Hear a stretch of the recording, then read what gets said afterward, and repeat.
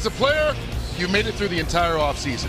You've done the OTAs, the mini camps, the workouts, the training camp, preseason games 1, 2, and 3, and now it all comes down to one last chance to prove that you belong in the National Football League. It's the final game of the preseason as the Raiders come visiting your Seattle Seahawks. Welcome to the broadcast booth, everyone. Kurt Menefee alongside Brock Hewitt. And Brock, you know, for a lot of these guys, this is it. I mean, this is your chance to prove, forget the numbers, forget the other guys at your position, that you should be a Seattle Seahawk. Any guys tonight that you're looking forward to seeing try and prove that? I just can't wait to watch Shaquem play tonight. And some of this is probably the presidency bias of being there with him yesterday in the building, and his joy and charisma to play. Oakland's got a lot of guys that aren't playing tonight. A bunch of their rookies aren't playing tonight. Seahawks rookies are playing. They're going to be led by Shaquem, I think, in that way. He's going to start. You know, and he was asked yesterday, hey, are you thinking about Denver with KJ's injury? You may start. He said, man, I'm thinking about making this football team, right? He's been around the business with his brother last year. He knows that he's got to make the team first. And, hey, guess what? You made the team. Now go out and play tonight. Not only made the team, you may be a starter week 1, as you said. But, you know, a lot of other guys, they need to make impressions. But as we sit back and we watch 3 preseason games so far, what has impressed you, whether it's individually or about a unit or about this team, period? I think there's 2 things, Kurt. I think number 1, maybe most importantly for Seahawks fans, is the ability to run the football. They did it all preseason long, and a lot of credit to Mike Solari. He talked about, and we had heard this offseason with some of the coaching changes, that they were going to be more diversified in their run game, and they have. The running backs have averaged about 4 yards a carry getting after it, and you've seen the whole playbook there for Mike, and you've seen it executed in a way we haven't in years. And Chris Carson's also been a part of that. You know, Chris won the opening job a season ago because of his work in the preseason. I don't expect to see a lot of run out of Chris tonight. We've seen enough, over 80 yards, and most importantly for Chris, some open lanes to run through. So that's number 1, the run game. Number 2 was just your player to watch. Michael Dixon is the talk of not just this town, I think of the NFL. You know, the Raiders on the other side drafted a conventional 5th-round punter. You're not hearing him talked about. You're hearing about this guy from Australia who punts the ball in ways that Pete Carroll has never seen before, and we have sure enjoyed over these first 3 games. I tell you what, if you saw the way the players reacted to him on the sideline last week when he was punting, you know that there was excitement with him. All right, Russell Wilson probably not going to play tonight. We'll find out how the guys perform that are on the field as we wrap up the preseason when we come back.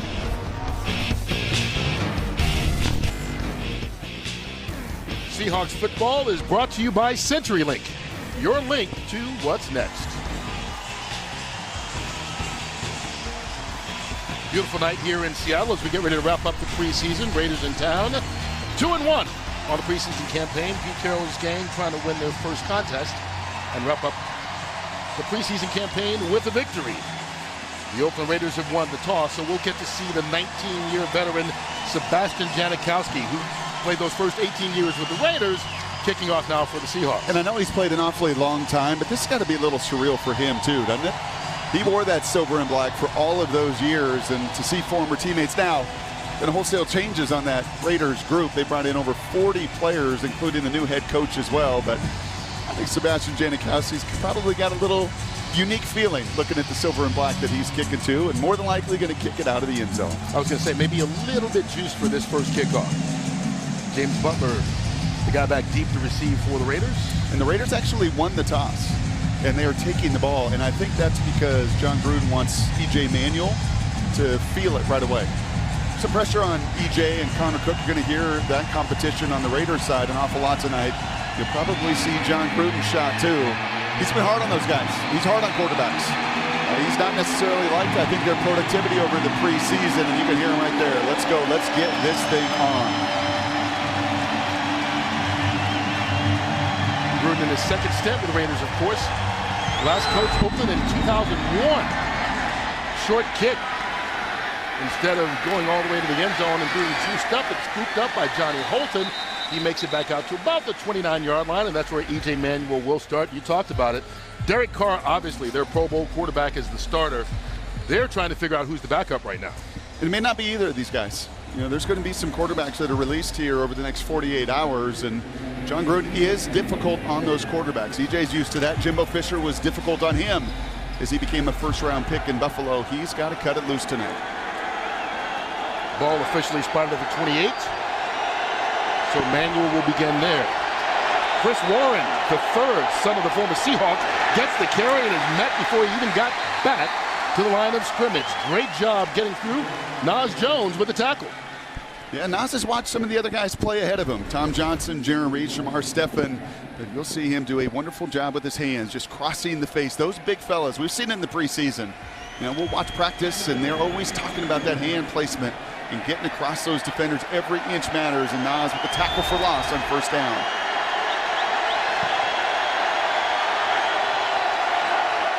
The handoff to Warren again. This time picks up just a couple of yards, keeps on fighting out to the 32-yard line. A couple zone runs there. You're going to see a lot of that tonight. Mr. Warren has seen a lot of carries this preseason. He's the leading rusher in the National Football League right now in preseason. Well, he's also now got 48 carries. You see Shamar Stephen a part of that pile. Lots of zone run because not just John Gruden on that other side, Tom Cable as well.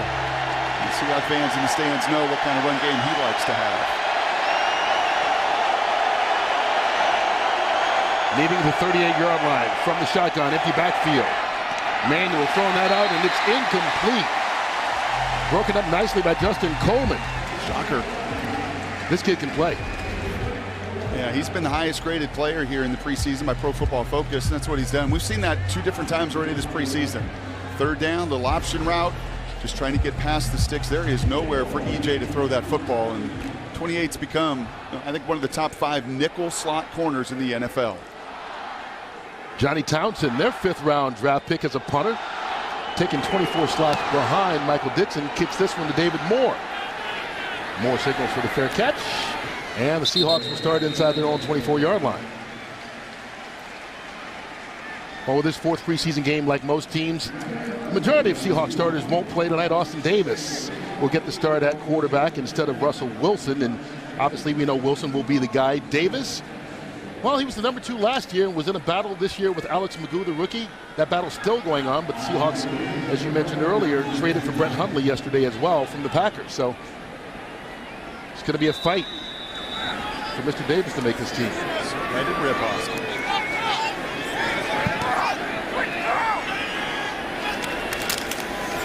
On first down, Chris Carson.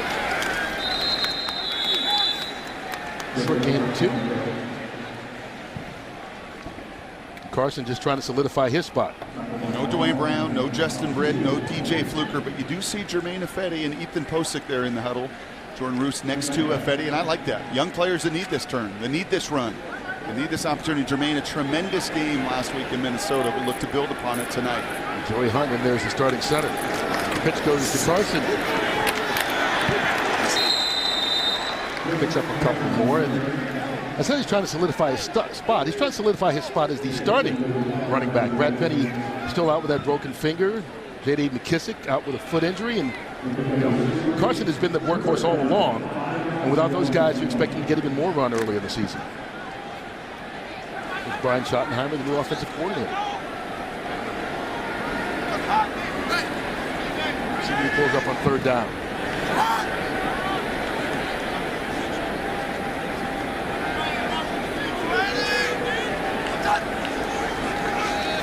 First pass for Davis. Nice job. Back shoulder throw. Complete. Jaron Brown.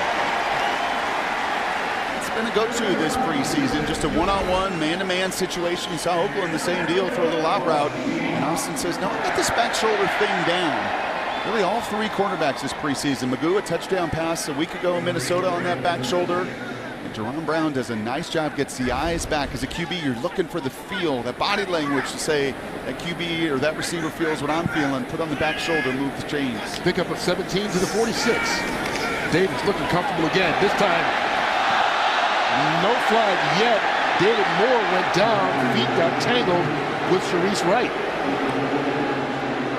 I think on first look there, those feet get tangled, you're not going to get the penalty flag.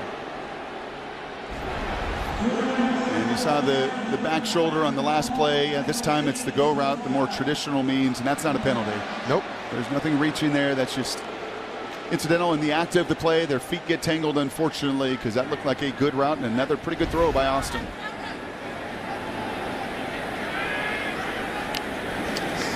To the air again. Out of the backfield, Carson. fighting to get back to the line of scrimmage before Jason Kabinda made the stop. He's been their leading tackler. Rookie out of Penn State. That's a little screen pass. I like the call there. Just trying to get to a more manageable third down situation, but read very well by the rookie middle linebacker out of Penn State. Chases it down. The Seahawks into an obvious 3rd and 10 passing situation. Got across the 45-yard line of Oakland. Just inside the 44 needed for the first.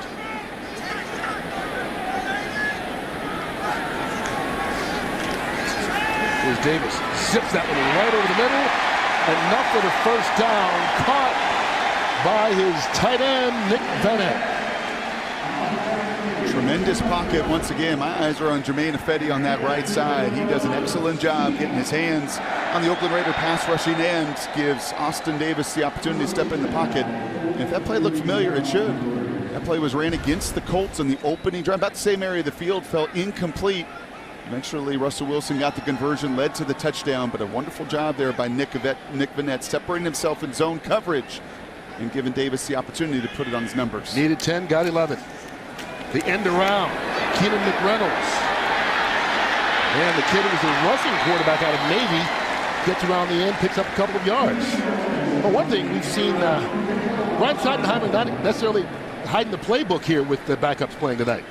No, and maybe part of that is Austin saying, hey, coach, I know that Brett Hundley was signed here, but, you know, we've got some background together.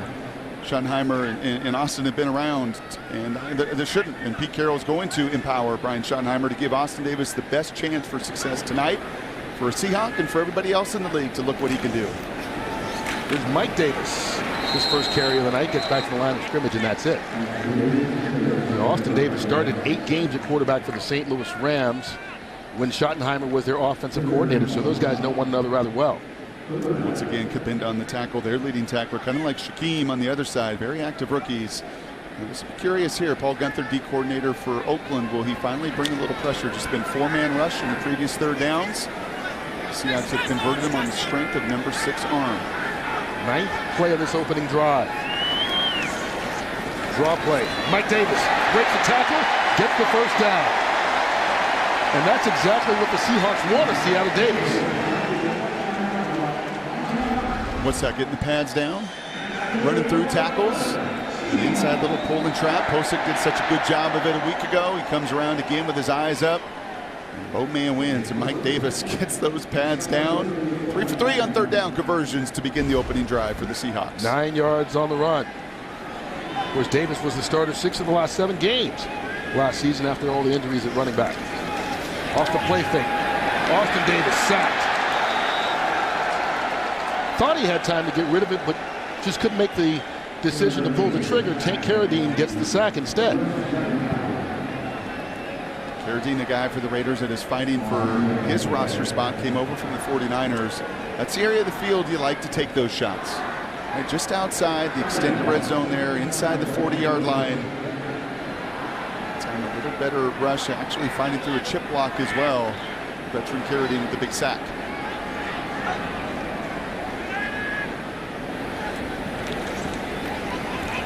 Davis has time, scrambling. Flags down in the backfield. Wide open down the field. Ron Brown into the end zone, but wait a minute. Let's see what the flag is. Going to be coming back, holding Seahawks.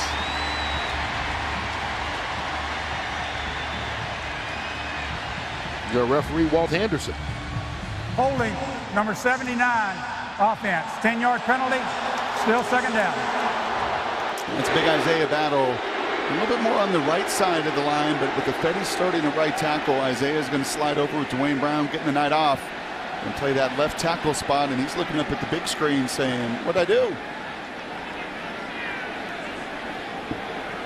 6'7", 315 pounds, and about as long arms as you're going to find of any tackle in this league.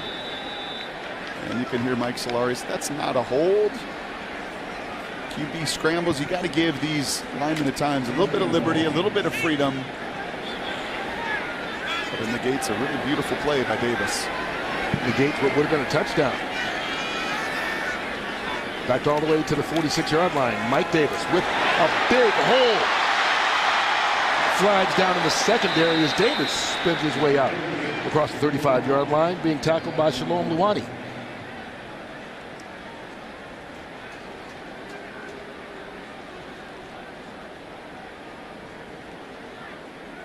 Holding number 79, offense. 10-yard penalty from the spot of the foul. Still second down. They say it's okay to make mistakes, but you don't want to make the same mistake twice. And Isaiah Battle called back-to-back plays for holding. He's out of the game now. And remember, Isaiah is also working himself back. Got banged up in that first preseason game against the Colts. Got his legs rolled into. He's missed a little bit of practice time. He's trying to get a little bit comfortable, and I like this. Just take him out for a minute, let him collect his thoughts. Not surprised to see Dwayne Brown following him, the veteran leader on that offensive line. I'm sure there will be some words of wisdom and encouragement to try to settle things down. Willie Devers comes in to replace him. Here's Davis under pressure. Stepping up, throwing, overthrows David Moore, incomplete. Just a little bit too much. And Davis limping now. And you got a call for this one? 3rd and 27. Well, they've been aggressive. They have been. Quite honestly, this is just get yourself in field goal range. Yeah. You know, this is the area where Sebastian Janikowski has kicked 50-plus. He did a week ago. If you're Austin Davis, you're just looking for about 10 yards here to give Sebastian at least the opportunity. Empty backfield as C.J. Procise spreads out wide to the right. That's where the throw goes, and he goes absolutely nowhere after the catch. Down at the 42-yard line. That'd be about a 60-yard attempt right now. And so instead, they're going to send Michael Dixon out to punt. Mr. Excitement. You know what I would like to see tonight? What would you like to see? How about a drop kick field goal? Ah, look at you. I think 60 is going to be a little much for that, Yeah. but I would sure, Michael practices it quite often. He does it in warm-ups. Hope we get a chance to see that at some point tonight.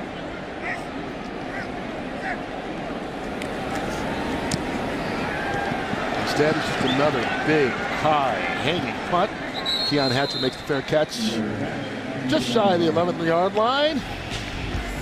And so the Seahawks turn it over on downs. The Raiders will take over midway through this first quarter of this final preseason game. Don't go anywhere.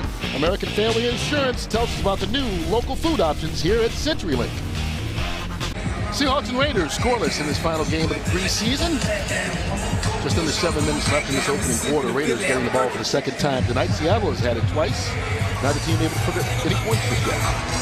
A nice drive. 3 third-down conversions. March it down. Actually have a touchdown. It's a couple different times now. 3 different times this preseason. He's down against the Chargers in L.A. Carson's touchdown run comes off the board. The punt return last week in Minnesota comes off the board. And I think a pretty iffy call against Isaiah Battle takes a touchdown pass off the board.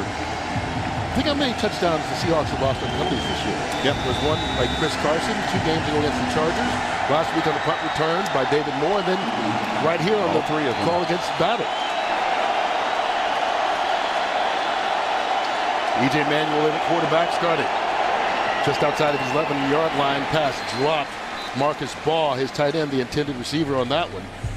Actually, it was caught. My bad, Shaquem Griffin right there with the tackle. 322Y stick. That play was put in day one. Bill Walsh 35, 40 years ago, 50 years ago.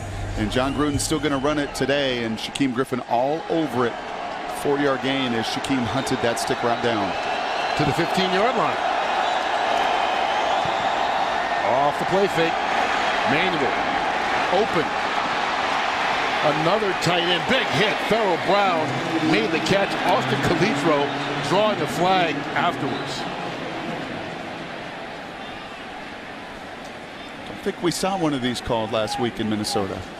And actually all around the NFL, the penalty rate for the helmet came way down. Personal foul, lowering the head to initiate contact. Number 58, defense. 15-yard penalty, first down. So 22-yard gain, then another 15 on the penalty.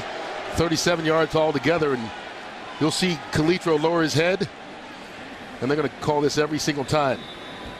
And that is tough as that player spins into it, and I'm sure Dave Wyman's going to have some commentary. Austin Calitro, you saw him bite both he and Shaquem on that hard run action. He's flying into the line of scrimmage, and he turns tail and runs all the way down the field, and the tight end turns into him. as he's going to make that tackle. That's a tough call on the linebacker. But that's the call they're making now. It is. After the penalty, balls in Seahawks territory. Chris Warren. Shaquem Griffin hit him initially. Flags come flying again as Warren is eventually stopped. You had made the comment last week that there was commentary about the incidental nature of those helmet-to-helmet contacts.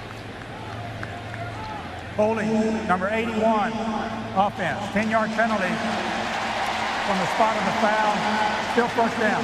Penalty on Pharaoh Brown. But yeah, they slowed it down, and that's why we saw fewer calls last week. Only 9 in the 16 NFL games last week, when there were 51 in the 33 previous. So about 1.5 per game the first 2 weeks, less than half in week, or just about half in the third week. And all of that will be reviewed as you see the former Duck there, Pharaoh Brown, coming off the field. He's been plagued by those holding calls this preseason.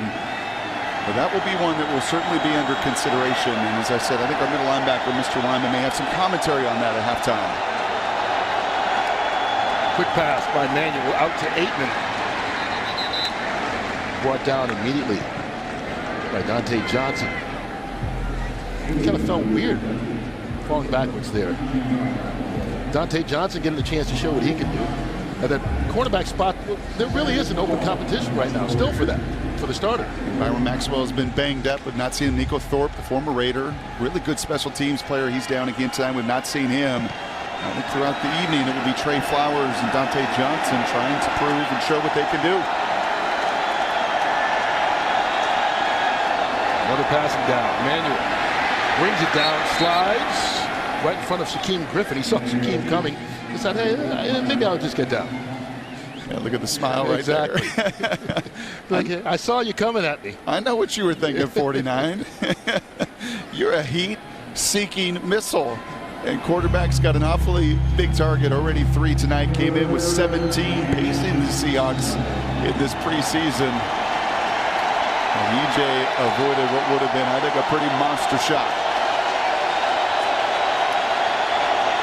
Seahawks trying to get another stop on third down.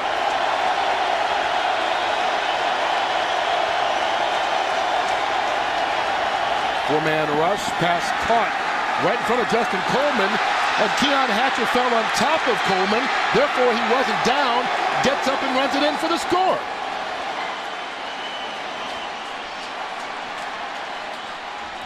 Whirling on the field was a catch. Yes, Walt.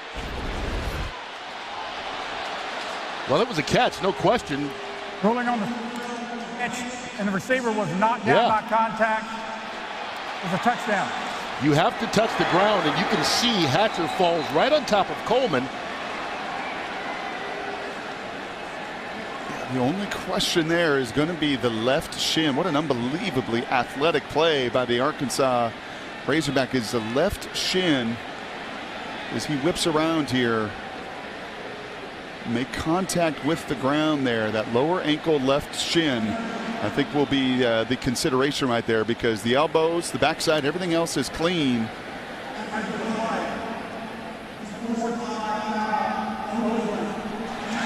out of the field. That 15-yard penalty will be enforced on the kickoff. The previous play is under further review. Now, the touchdown is under review, as all scoring plays are. There was a penalty thrown for unsportsmanlike conduct on the Raiders after the touchdown. The pause right now, though, is just to make sure that it's a score. And while they do that, American Family Insurance is going to bring you the rest of the first quarter with limited commercial interruptions. So stick around for a laugh with a few of our funniest Seattle Seahawks. Well, the question is, does Walt Anderson see enough to overturn this? It was called a touchdown, so you've got to see indisputable evidence. I think that left shin brought a whole bunch of those rubber pellets up. After review, the ruling on the field stands. Oh. It is a touchdown, and the 15-yard unsportsmanlike penalty will be enforced on the kickoff. And you go back to the call. He says it stands, which means there wasn't enough that we could see to overturn it.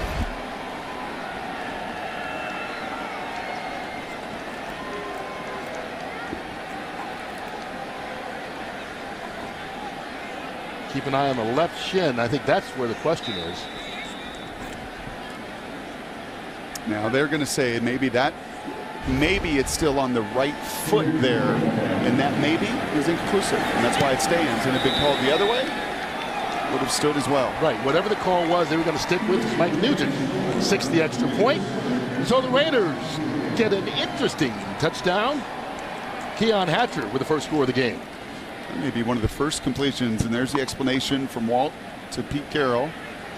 I think he's going to say, I just could not see in a very clear way where Justin Coleman's foot was and whether or not Keon Hatcher's leg was still on top. That was one heck of an athletic play from Hatcher, I will tell you that. The body control. You know, we hear about body control a lot of times with receivers, and it's what they do on the sidelines or how they attack football up in the air and can keep their, you know, their feet in bounds and still do that. But you know, that also is unbelievable body control to be full speed, a defender torquing you to the, you know, with torque trying to pull you to the ground, and you stay on top of that defender all the way into the end zone. Big play for Keon Hatcher, who's really fighting as well. You know, I told you before the game, Kurt, on the Seahawks side, there were David Moore, Marcus Johnson, receivers in this 4th preseason game all around the league are the ones that typically make a bunch of plays. Keon with the big one there for the Raiders. 45 yards on the touchdown, capped off an 89-yard drive. So the Raiders get on the board first. But Mike Nugent set to kick it off. Cyril Grayson back deep. Former track star out of LSU. And another guy just trying to make his presence felt to earn a roster spot as one of the backup wide receivers. Here's short kick after the penalty. He'll start from his own 10-yard line with running room. And Grayson will give the Seahawks field position to start this drive. 36 yards on the return. You can see why he was on the practice squad. Carroll has always coveted speed, and just watch the acceleration. Pretty unique.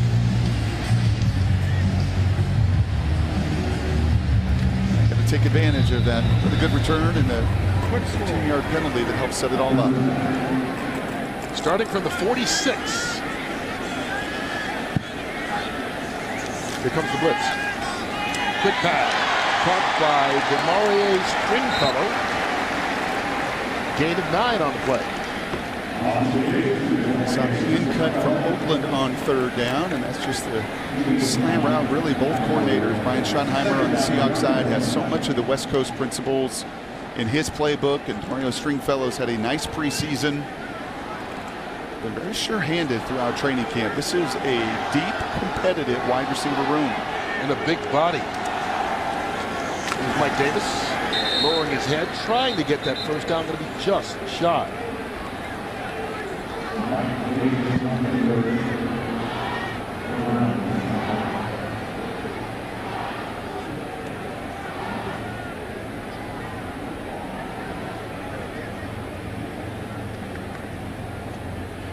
So 3 tight ends coming into the game. This is it was a 4th and 1 with a 3 tight end package again against those Indianapolis Colts. You saw that run game. Just one fullback on this roster. You get ready to see these 3 tight ends, I think, early in this season. Mike Davis alone in the backfield gets the carry. Stops behind the line of scrimmage and tackled behind the line of scrimmage. Shalom Luani with the stop. Former Cook making his presence known here with a couple different tackles. Good look there at Paul Gunther, the defensive coordinator. Anytime you get into those 3rd and 1, those 4th and 1, and that running back has to stop his feet in the backfield, you have an opportunity to clean it up as Luani did there. Seahawks are going to go for it on 4th down. Lost a yard on the play, so now it's 4th and 2. Austin Davis, the quarterback. Mike Davis in the backfield. Here's your cadence. 2 tight ends to the left.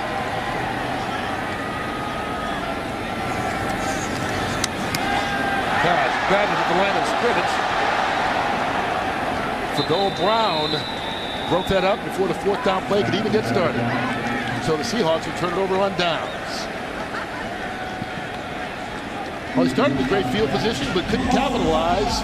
So it stays 7-0 right now as we check in with our Community Minute presented by American Family Insurance. Seahawks football is presented by Washington's Lottery. Play Seahawks Scratch from Washington's Lottery and you can win 50 grand. All you have to do is visit WALottery.com for details. Inside the final 2 minutes of this opening quarter of the preseason finale, Raiders on top of the Seahawks 7-0.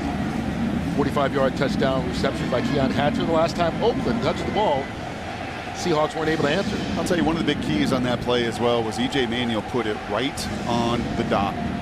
Now you're going to run this West Coast system, and I said to you earlier how demanding John Gruden is on his quarterbacks.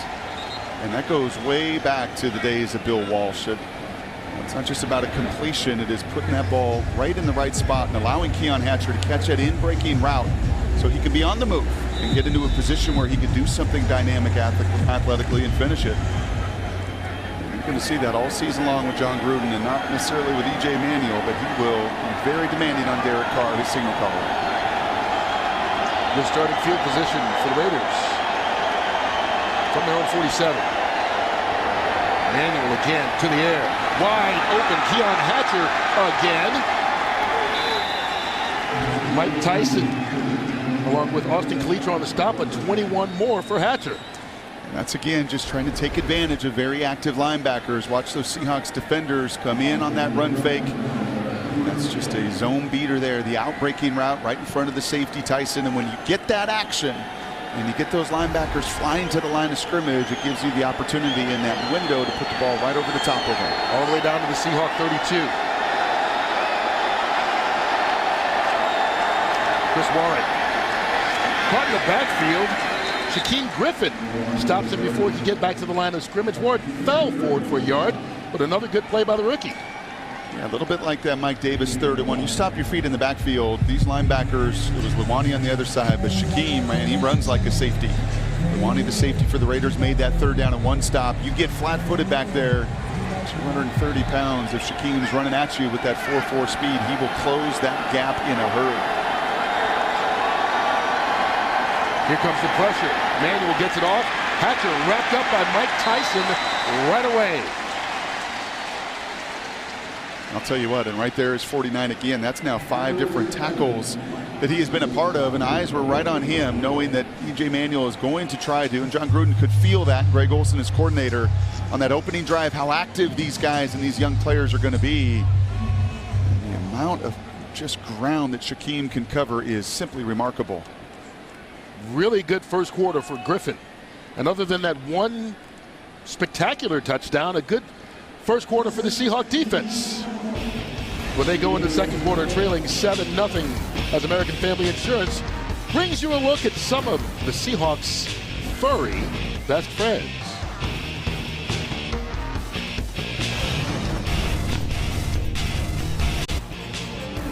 Well, tonight's first quarter was brought to you with limited interruptions by American Family Insurance.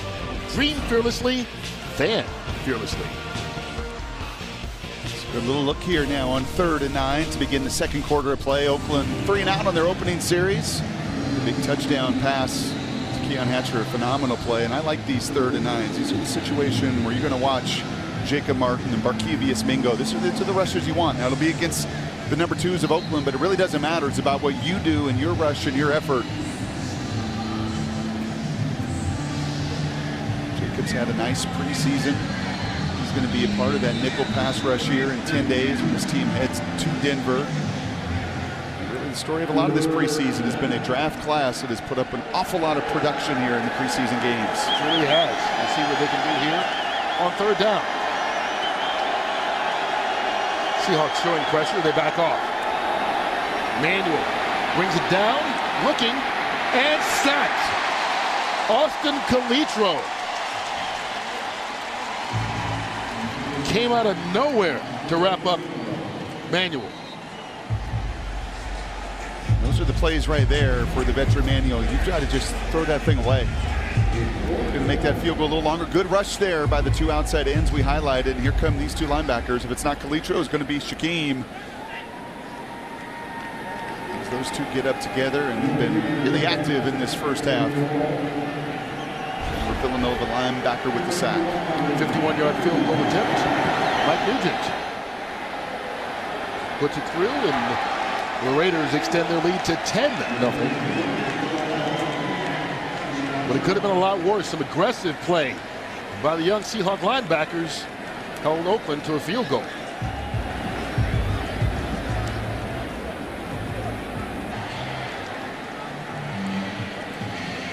There's a look at Austin Calitro, made the drive-ending stop, holding open to a field goal. He's not a rookie, but he hasn't played much football. Was in camp with the 49ers last year out of Villanova, and then spent the year on the practice squad with the Cleveland Browns. And look at today's linebacker. That's what a lot of them look like. 235, run sideline to sideline, and play a critical role in this phase of the game now. Enjoyed sitting with Brian Schneider, the special teams coordinator, yesterday, talking about this kickoff situation and what they've learned this preseason. It's already what they knew. A lot more one-on-one blocks. You got to have a lot more athletes on the field. Cyril Grayson returned the last punt, 35 yards, take this kickoff out of his end zone, and he's going to be stopped at the 19. Azim Victor, former Husky, with the tackle. Austin Davis still in at quarterback for the Seahawks. You suspect, and this is just our guess, he'd play about a half, and then we'd see the rookie Alex Magoo. You can see his numbers so far, 6 of 8. Yeah, not surprised to see him efficient, taking care of the football, and unfortunately for him, a brilliant play keeping the play alive. That called back the touchdown did on the holding call. Has time, going up top. Pass caught along the sideline, and there he goes. Showing the speed. DeMaurier Stringfellow, 81 yards for the Seahawks touchdown.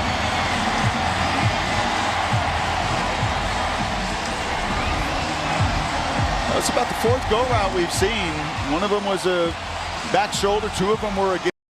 This one is just against some man coverage on the outside and a one-on-one, and you just can't put it any better. Much like Keon Hatcher's touchdown reception was a catch and run. That is just outside the fingertips of Rayshon Pringle and Mr. Stringfellow. Not a better feeling in the building. When you beat that corner, you give your quarterback an opportunity to put it out in front of you. And you look at nothing but green grass on the way to your first touchdown as a Seahawk. And this time there are no flags to call this one back.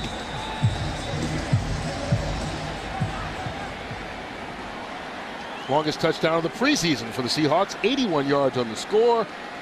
Sebastian Janikowski misses the point after.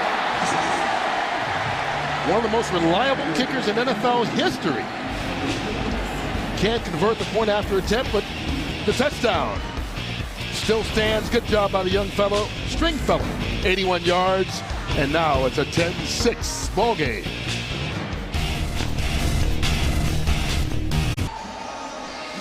Austin Stringfellow with the 81-yard score. Trying to prove that he belongs here with his team, but maybe someone should remind guys the preseason celebrations need work too. Jaron Reed, I think you lost something. Careful in the preseason, man. These veterans are usually playing. They're not holding the water cups on the sideline. The excitement, we've seen that in so many of these preseasons. The culture that Pete really builds here is everybody gets involved, man. Everybody is a part of it and really rooting on your teammates. You know, Tom Moore, the old offensive coordinator at Indianapolis, said, my job is to get you a one-on-one and your job is to win it.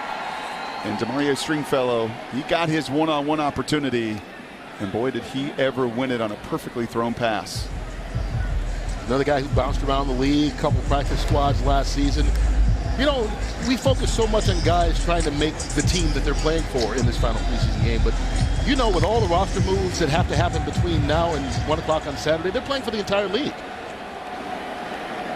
Trying to show that whether they make it here, good. If not, do they belong somewhere else? No question. Here's Chris Warren on first down. Akeem King was there to meet him at the line of scrimmage.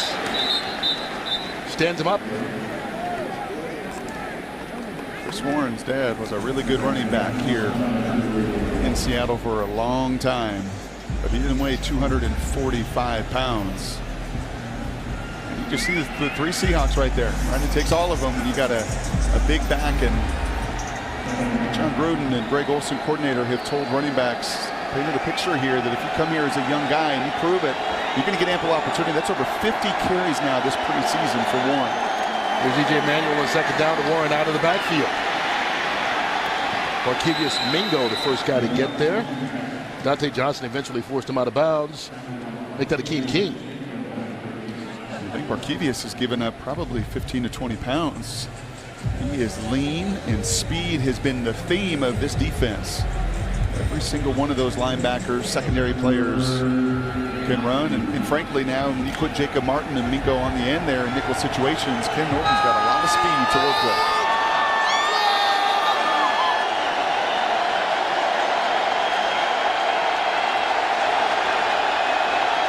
Some noise from the 12s here in the preseason. High snap. Manuel gets it under control. Out to Warren. Shaquem Griffin looks like he may have stopped him before he got the first down. That right there is that closing speed. You could see that coming the entire way. And this is exactly what Minnesota did a week ago. Got out on the edges, throwing to their backs on multiple occasions, and Shaquem sees it right away. He's got some ground that he's got to close. Again, he's probably given up 15 pounds. He's clearly out of bounds. I think that is a good spot. It's going to come up short. And we talked in the open. He's my player to watch because this is really an audition for 10 days from now in Denver as well. KJ Wright will be working to get back from his knee scope to start that game. But no better mentor and teacher for Shaquem in those meetings than KJ. And Mr. Wright's got to be liking what he's seeing. Here's David Moore making a fair catch. But what a start to this game. We're 3 minutes into the second quarter. Shaquem Griffin's already had 6 tackles. When we come back, the Seahawks offense will take over. Mike Davis and company will try and get the ball rolling and see if they can get Seattle the lead. Seahawks football is presented by Washington's Lottery and Seahawks Scratch. Win a trip to the Seahawks game at Arizona and take your loud on the road. Visit WALottery.com for all of the details. I know one thing, the game plan tonight is to be aggressive. Austin Davis gets one-on-one situations, he's going to chuck it. And they go off the play fake. He's looking to go deep again. Does so. Down the right side. Caught. Cyril Grayson. Another double-digit gain for this Seahawk offense as they just keep pushing and pushing and pushing. And this time, they pick up 25. And we have seen that play run every single game in this preseason. That deep play action pass. You got a deep corner, you've got an over route. That is all Austin in the awareness to buy time here, knowing that he's got Grayson working all the way across the field. And if he scrambles and he puts it right on the spot, you can still beat that coverage off the scramble. Well done. Into Raider territory. CJ Prosise on the handoff. Can't get back to the line of scrimmage. Stopped by Gabe Wright. Yeah, you're watching both front sevens here, and it's not a surprise when you've got young players. D linemen and linebackers want to make the team. They are going to be incredibly active, and that is why both sides have had some success in the play action game, because that front is going to be committed to stopping the run first and foremost. And for Browns, a nice job, good look there, Tom Cable. Had a hard time getting that zone run game going tonight as well because of the activity of the front seven with the Seahawks. Now the offensive line coach for the Raiders. From the shotgun. Davis has time again. Pulls it down and runs. And he just shy the 45-yard line. And this is the best we've seen Austin Davis play all preseason long. And it does not surprise me at all. He's got nothing to lose. Right? I think a lot of times you kind of get bound up every once in a while, like thinking about, well, what's the situation? And Austin told me before the season that he's let a lot of that go in his years in this league. He's bounced around this league in different spots. He is just going to relish the opportunities. Obviously, with Brett Hundley traded, I think Austin can see the writing on the wall, and he's getting this opportunity to show the rest of the league what he's capable of doing. It's a strong showing. We'll try and convert another third down here. Steps up. Throws on the run, CJ Prosise. This is going to be close. Needed to get to the 38-yard line. Going to be about a yard short, looks like, where they mark it.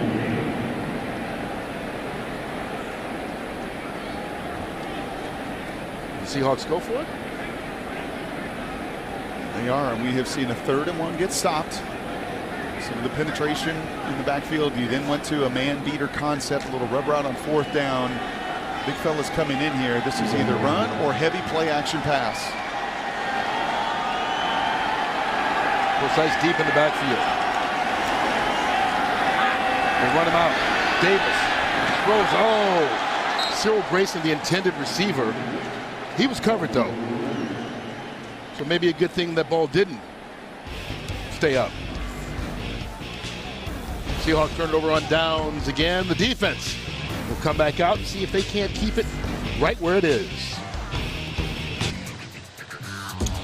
10-6, Raiders on top. Just over 9 minutes left to go in this preseason finale's first half, and the Western Washington Toyota dealers are sending one lucky 12 home with this Seahawks Tundra. 6 lucky contestants will be chosen to attend the December 2nd game against San Francisco on the Toyota fan deck, and one of them will walk away with a brand new 2018 Toyota Crew Cab Seahawks Tundra. Visit Seahawks.com/Tundra giveaway for contest rules and details. I could see you rolling into the Fox lot with that. I'd drive it up and down the coast if it looked like that. Terry would like that. That's a nice ride. Raiders from the 40. E.J. Manuel up top right away. Keon Hatcher, flags go flying as he was hand fighting back and forth. Trevon Reed. And you can see Reed saying, "My bad."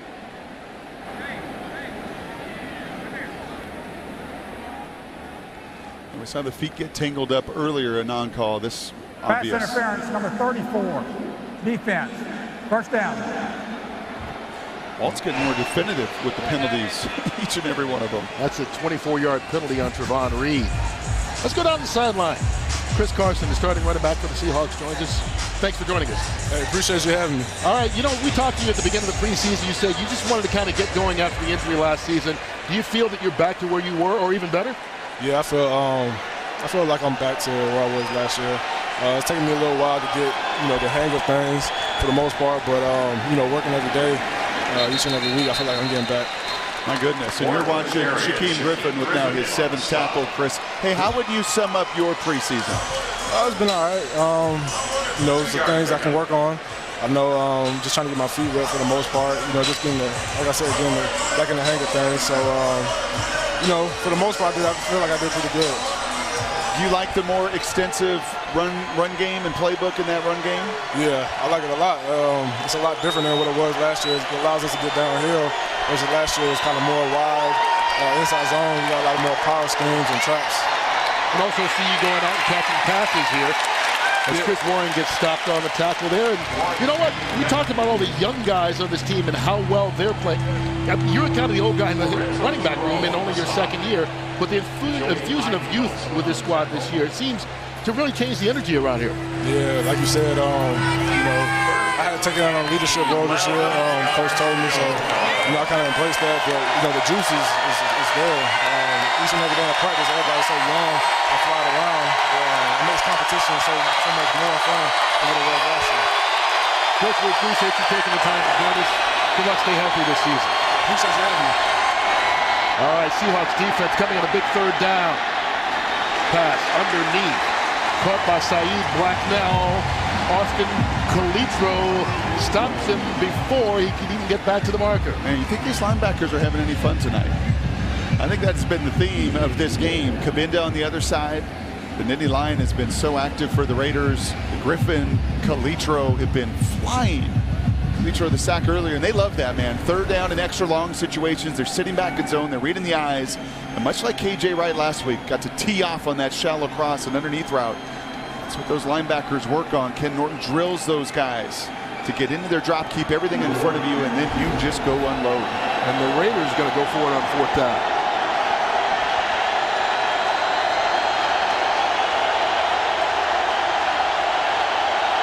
Or maybe not. We'll see if Manuel's trying to draw Seattle off sides. Takes the timeout.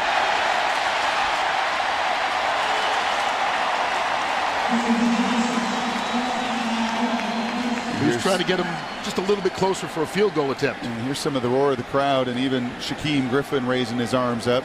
So take a good look at Ken Norton. How cool was that story yesterday that he shared when he was sent home by George O'Leary there at Central Florida? And he went to work for his dad, working 2 jobs. Dad's in the tow truck business, so he would spend 10 hours a day in the tow, get paid per car. He'd train for an hour with the track team. $5 per car. It was getting rich. And I don't know, just the way he told that story of the one car in particular whose wheel got caught in the mud puddle. And he called his dad and said, "I can't get it." And his dad's like, "What?" So I can't, it's in the mud puddle. and the tire's deep in there. I can't get it. And his dad said, well, get in the mud puddle. And he got in that mud puddle. He dug deep. He put that cable on. He towed that car out. And at that point, he realized, I better get back to what I love, man. I got to get back to playing football and appreciating it that much more. And he did, and he's showing he can play at this level, no question. Movement early. They may not have gotten the snap off on time either. Delay of game, offense, 5-yard penalty, still 4th down. You can see Chucky faces out. He's like, what are you doing? Well, those are the things that just drive him crazy. Well, especially from a veteran quarterback. Yep. I mean, those are that we saw earlier, about 4 yards, and it didn't matter. You know, still made the field goal, but just throw it away. Just save those yards. And in that situation, you have got to. And John Groom, Greg Olsen, his coordinator, you have got to see that play clock. You play too much football if you're E.J. Manuel. You've been in this league too long. You just have to have an awareness of that, because that penalty now takes away the opportunity to score points. So instead of having a chance to go for it on 4th down, now brings up a punting situation. Their rookie Johnny Townsend back to kick it to David Moore, standing inside his 5-yard line.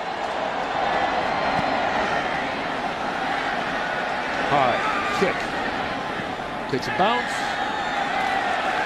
Good job by the coverage there for the Raiders. Johnny Holton swats it out of bounds inside the 5-yard line. And if you want to make sure that you're part of everything that happens here at Century Link this season, well, there's still single game tickets available for the upcoming season. So all you got to do is hop online, go to Seahawks.com/tickets. There's more information. You can pick and choose your game. You can come and hang out with Brock as much as you want. We meet him at the tailgate, then escort him into the stadium. Right? I don't know if I told you. Did I tell you what I did in this building last Saturday? What did you do? Well, Eddie Sheeran came here with about 55,000 and rocked this place. Did your wife sit on your lap? Nope. Okay. Nope, did not do that. But it rocked in here, and much like the false start earlier, delay a game right there. This place is rocking, man. There is nobody better party in town than in Century Link Field watching these Seahawks. Well, this is not the start you want. Willie Beavers jumped way early. False start, number 66, offense, half the distance to the goal, still 1st down. The only thing is you're in a deep hole, it's slightly deeper. Yeah, but Willie Beavers knows, as active as this front is for Oakland, much like the Seahawks have totally stuffed the run Pete Carroll's Hawks have of the Raiders, these guys are just teeing off on the snap. And I think both quarterbacks got to use a little bit of a hard count. That was not a hard count. That was Beavers simply trying to get off the ball. But this would not be a bad time to really use your cadence, use some of that aggressiveness against the opponent. Just across the 1-yard line. Mike Davis through a hole. Fights his way out to the 9. A good pickup on 1st down of 7 yards. And he was that close to getting away. Mike has had a very nice training camp. This was a deep running back room. You heard from Chris Carson right there. And once again, pad level not an issue for Mike Davis. That full speed cut. That's what Penny does so well right there. Just a beautiful cut. There's Luani is left just reaching for air. Davis missed some practice time this camp with a sore toe, but has certainly bounced back tonight. High snap into the end zone. Davis scoops it up, wisely gets rid of it, saved the safety. Smart play by the veteran quarterback.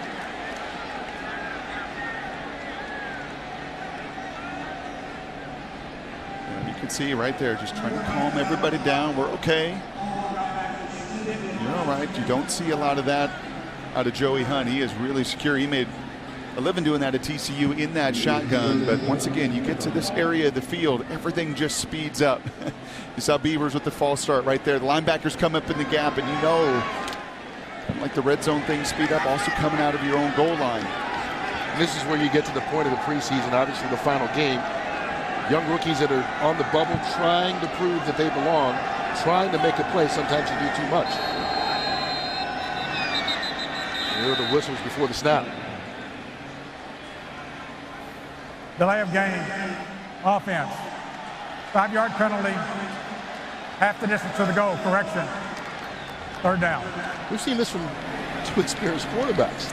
taking delay of games in situations you just can't. Yeah, and that one a little different, right? I mean, that one he scrambled, he's throwing away, that play clock gets going, and you're trying to hurry up, and the Raiders are doing a little bit of what Minnesota did a week ago. They're getting these linebackers right up into the gaps. Look at them.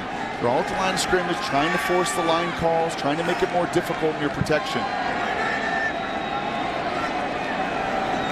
Davis from his end zone. Can't complete it to Stringfellow. This is one of those series that probably just needs to end. Yes. You know? I think you call that discombobulated. Yeah. A couple of penalties, bad snap. Every now and then you're like, okay, let's just punt and get it going again. And this gives Dixon plenty of room. We've seen his leg and what he can do, distance, hang time, net. Right now he can take advantage of all of it from the back of his end zone. You mentioned earlier, his punting average, his net, his hang time, all would have led the league in the regular season last year. This kid's special. Keon Hatcher with a return, but another big booming punt from Dixon. 54 yards, 14 on the return. But it's the 4.85 hang time. I mean, that is what factors it in, and unfortunately Gunner can't make the tackle right down there as he pins him. So it's hit 50 plus, it's nearly a 5-second hang time, and oh, by the way, it's directional.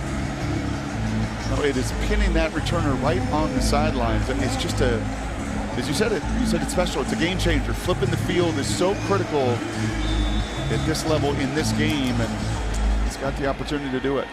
Well, it helps your defense out tremendously as you go through the season. Hidden yards.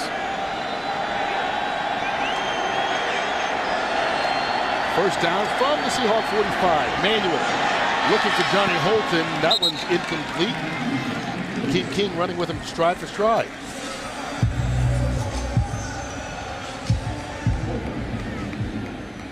King in a battle for one of those cornerback spots. He's played well tonight.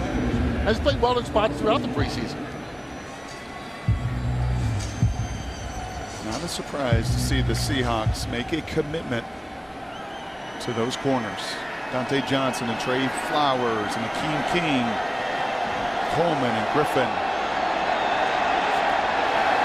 There's Chris Warren cutting it back. There's about 3 Seahawks right there to meet him as soon as he did. Markevius Mingo, Austin Calitro, Quentin Jefferson. All of them snuffed that one out.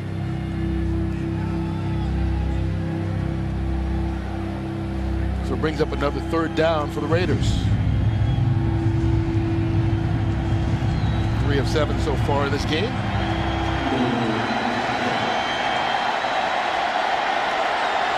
Crowd gets loud.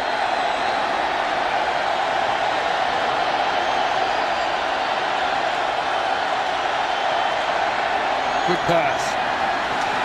Caught Keon Hatcher. First down Raiders. Right in front of Justin Coleman. Yeah, it's that same route, that little in cut right there. And that is all timing and precision. Just a bang play there, and EJ's very comfortable with that. I'll tell you the one thing about EJ Manuel. 2 of the QB guys he's had, Jimbo Fisher will undress you when you play that position. We saw John Gruden earlier. You better develop some Teflon. He's done that, I think, over the course of his career, and this is an important drive for him to respond. 8-yard gain to the 34. Here comes the pressure. Manuel gets rid of it. Pass caught. Saeed Blacknall. Dante Johnson, the first Seahawk there to wrap him up.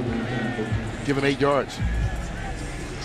I'll tell you the one thing you would like to see if you're the Seahawks, if you're Kenny Norton here, over the last 33 plus minutes of football, you'd like to get a takeaway. And that was the one thing coordinating the Raiders defense the last couple of years and looking at it, just 5 picks a season ago in Oakland, and some real struggles in their secondary over these 33 minutes. As you lead into the regular season, you would sure love a fumble, a pick, some game-changing plays defensively. Big pass, Marcel Aitman, and he's wrapped up.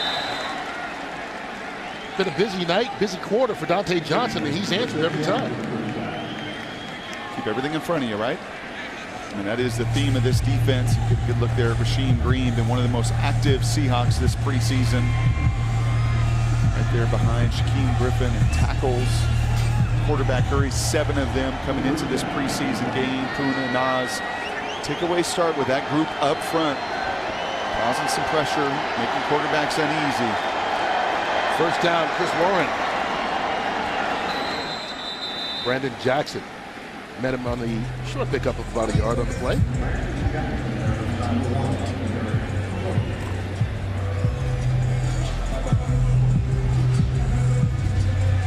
Throw in another half tackle for Shaquem. I knew this would be a Shaquem Griffin kind of game.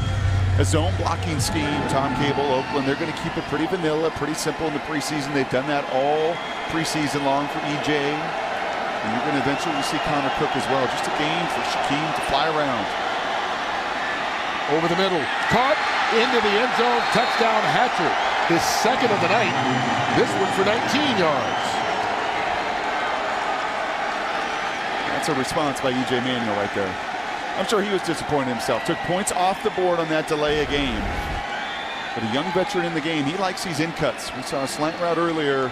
This is zone coverage. That throw has to be right behind the nickel corner, Justin Coleman, and right in front of the safety, Jerome.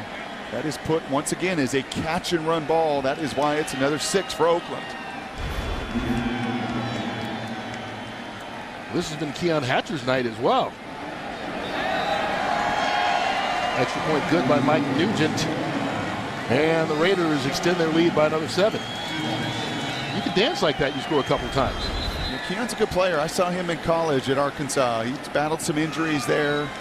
But that is all about timing. When you get into those zone windows here, right down in the 20-yard plus, EJ loves it. That's his second touchdown. EJ Manuel. A lot of conversation about whether or not he's going to make this team and whether the backup Oakland quarterback is indeed on this roster. I'm sure there's a couple negatives in the delay of game and maybe the sack, but as far as giving guys an opportunity, that's all what Keon wants too. Remember these preseason games, receivers will come up to the quarterback and say, hey, give me a chance. Right, just give me an opportunity. And while John Gruden will be hard on his quarterbacks and ride them, he will equally do this. See? Come right back.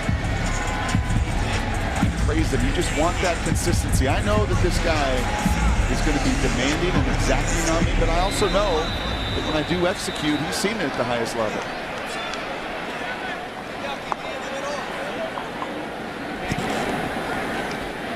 Cyril Grayson takes it out of the end zone.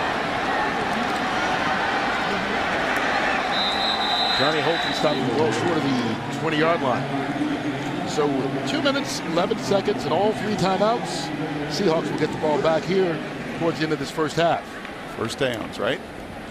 You want to start a 2-minute drive, this situational football right here. You've got one thing on your mind, and that is to see those chains move the first time. That really establishes the tempo. Now you get the 2-minute warning here for Coach Carroll. That has got to be the mindset after a couple penalties, just a rocky last series. Put that behind, much like EJ Manuel did, and see those chains move. Mike Davis shifts out into the slot. So Austin Davis alone in the backfield. Stepping up to Mike Davis. Dancing around. And that'll take us to the 2-minute warning. He got 11 yards and a first down. So on the first play, you do move those chains. Seahawks will try to keep it moving and get on the scoreboard before we get to intermission. 2 minutes left. Back here at CenturyLink Field in Seattle, where the Seahawks trail the Raiders 17-6 at the 2-minute warning. Aaron Levine alongside Dave Wyman. And Dave, despite Oakland's touchdowns in the first half, how about the first half defensively for Shaquem Griffin? He already had 7 tackles in this one. Yeah, he's all over the field. And the thing is, if you have to start him next week for KJ Wright, this is going to make the coaches feel really good. I talked about turning your brain off, that just fly around and make plays, don't worry about mistakes, and that's what Shaquem Griffin has done. We'll have more stats, analysis, and highlights coming up at the half, but for now, let's go back up to Curtin Brown. All right, here's Mike Davis on first down. Big run out to the 45-yard line. Gain of 16, and the chains keep moving. Man, that quick hitting run game between the tackles has been very effective for the Seahawks all preseason long. Even with the 3 timeouts, Seahawks go with a hurry-up offense. Here comes a late blitz. Tyrone Swoops with the catch. Gain of 9. Davis trying to line him up quickly. Plenty of time. Play fast, but never, ever in a hurry. Especially when you timeouts in your pocket. Draw play. Davis, first down. Inside the 44. Seahawks take their first time out. This was that first run, that quick hitting action inside. We have seen it, that trap action, the penetration. Again, you can use your cadence to take advantage of an active defense, or you can run that play, that concept that gets the penetration up the field. You're getting to the second level with Jordan Roos. And then whether it was Ethan Posick so effectively or your backups come in and you give them a chance to hit that D lineman in the ear hole, and guess what happens to that penetration? It seems to slow down a little bit. Right? They got to think about that. And that, again, a concept we've not seen in large doses over the years. Mike Davis, 5.5 yards a carry. Getting checked out on the sideline. Been part of what has been an aggressive run attack for the Seahawks all preseason long, really. You mentioned in the pregame. Totally different philosophy. From the 44-yard line. Raiders. Or Gotti jump early. Looks like Shalik Calhoun, that right defensive end. Trying to get an edge there on Big George Fant, who's playing a little left tackle, a little right tackle, showing his versatility. Offside, number 91. Defense, 5-yard penalty, still first down. Seahawks will take it. Yeah, you had asked me, Kurt, what have been a couple of the pleasant surprises now as you look at this camp in totality. And yeah, George Fant coming off that ACL has been one of them, but it's been the run game. And just look at the contrast tonight with Oakland that has basically lived in their outside stretch zone, their inside zone, that concept all night long, not very effective. And the Seahawks once again showing some of the mix in their run game they have all preseason. Davis stepping up. Pass caught by David Moore. Right near that first down marker. Looks like he got it. And the Seahawks keep the chains moving. 5 yards on the pickup. Down inside a minute.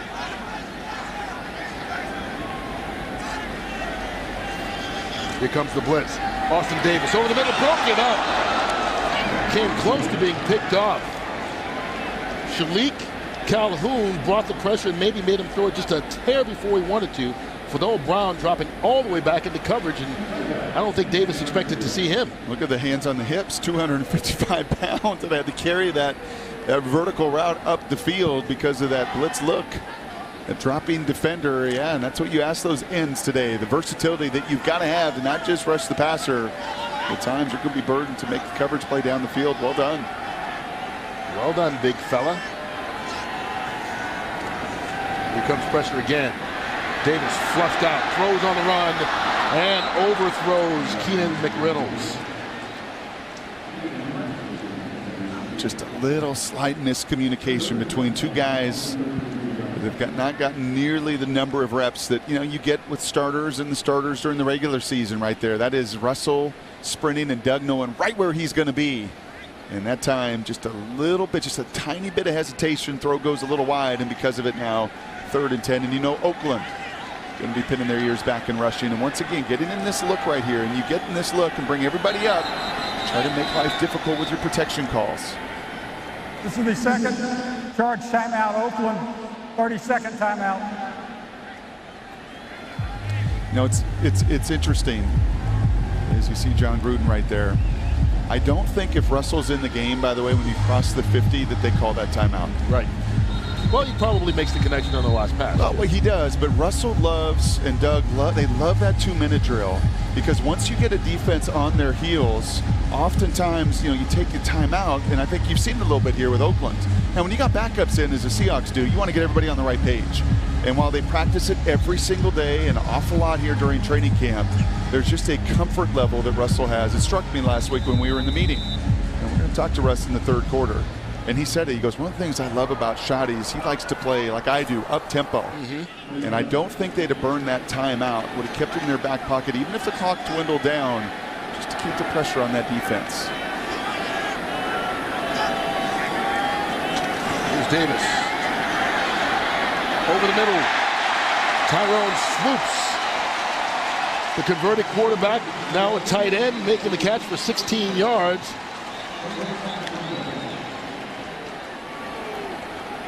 This is the Seahawks second use their second timeout. charge timeout, Seattle. 30-second timeout. Ball's now at the 17-yard line. And again, right here, I'm just envisioning, the Seahawks heading in against the Texans. I don't think they take a timeout here again, but a beautiful job by Austin. We've seen this tonight.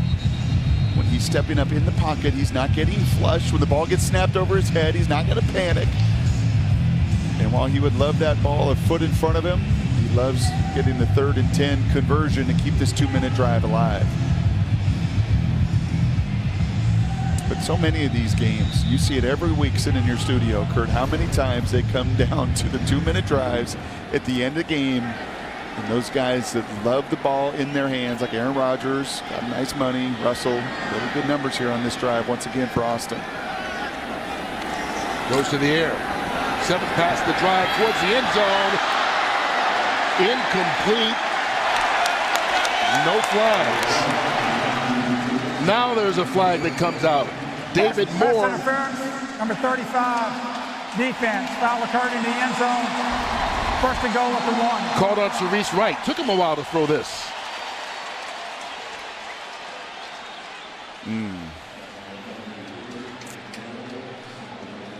A lot of contact there, and the penalty is going to be because in the judgment of that back judge official, he's going to say Cerise did not give David the opportunity to go up and get the ball.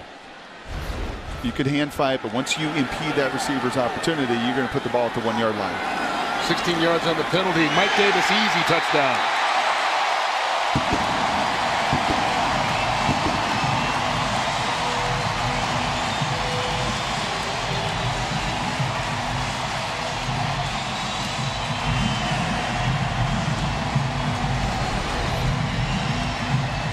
That's another rushing. Just the one rushing touchdown all regular season last year from a running back, and that was J.D. McKissick. We saw Carson last week with a rushing touchdown and a really good push at the point of attack. And Mike Davis the opportunity to stroll in untouched. Seahawks took the ball with 2 minutes, 11 seconds left. Drove it perfectly down the field, aided by that 16-yard pass interference penalty in the end zone, but it set up a 1-yard score for Mike Davis, and that's how you run the 2-minute drill. Yeah, that one is just your inside zone variety right there. There's nothing special. There's no trap. There's no power.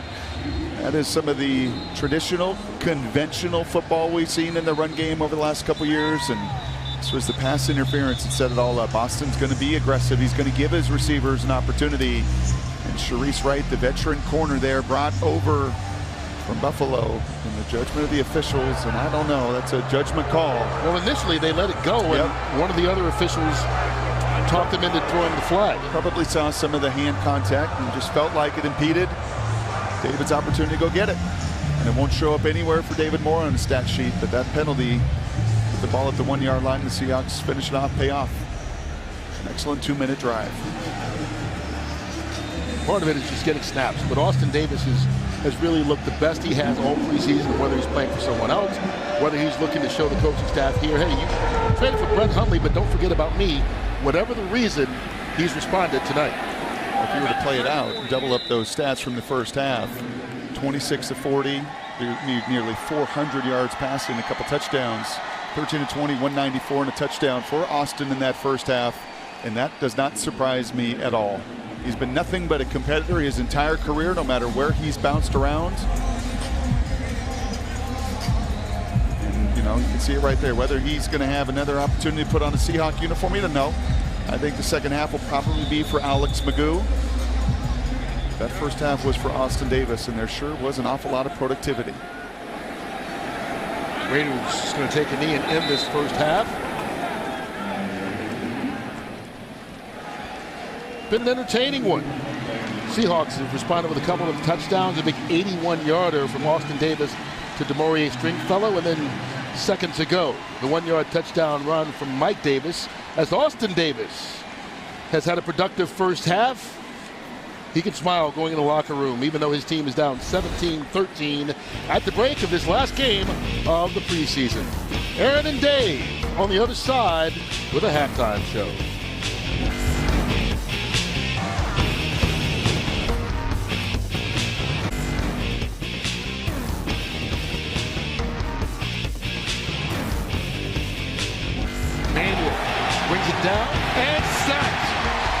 Austin Calitro.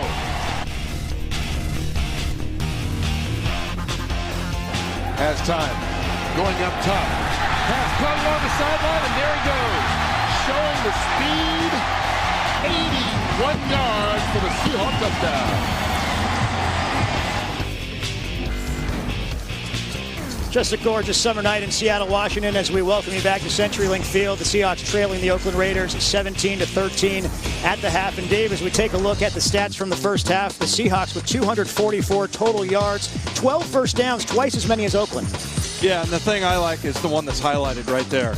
Yards per rush, 4.1 for the Seahawks, and you can see the Seahawks defense doing their job as far as stopping the run.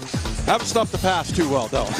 E.J. Manuel's 13 for 15, couple hundred yards. He's throwing the ball all over the place. A couple touchdowns for him as well. But pretty good job by, you want to see the running game there. And then, you know, some of the younger guys on defense have been very active. Yeah, how about those defensive guys, the linebackers specifically? Shaquem Griffin and Austin Calitro, two guys that really stood out. I think Austin Calitro has made this team, Aaron.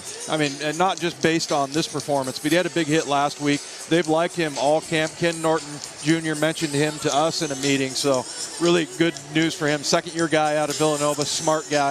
And then Shaquem, like I said, it's a 2-minute warning. If you're going to have to start him for KJ Wright next week, which is looking likely against the Denver Broncos, guys making plays all over the place. We're going to have a lot to break down coming up after this game as they get set to break down the final 53-man roster this Saturday. But with the second half of this game, let's go back up to Kurt and Brock.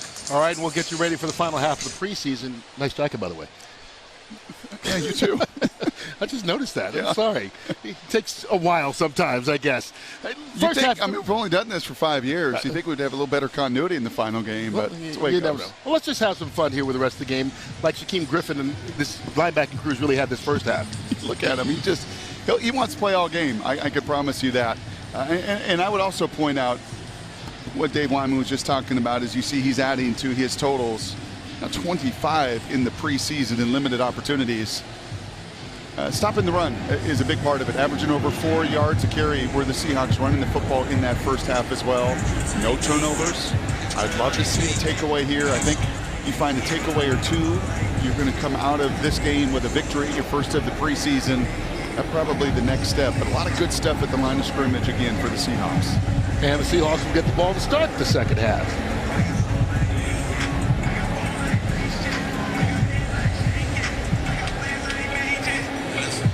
Waiting to get this thing going. Keenan Reynolds standing back there. Try to show what he can do.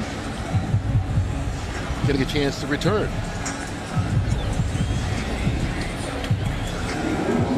He loves to work that cover, doesn't he? He does, and I guarantee you his message there at halftime was, let's find a way to finish this one out. Let's find a way to finish this game at home and get yourself a victory. Keep doing a lot of things you're doing. 4 of 8 on third down, running the ball better. Just find a way to finish. Here's Reynolds out of the end zone. With room. Flags come flying as he's brought down right at the 25-yard line by Isaac Whitney, but let's see what the laundry is about.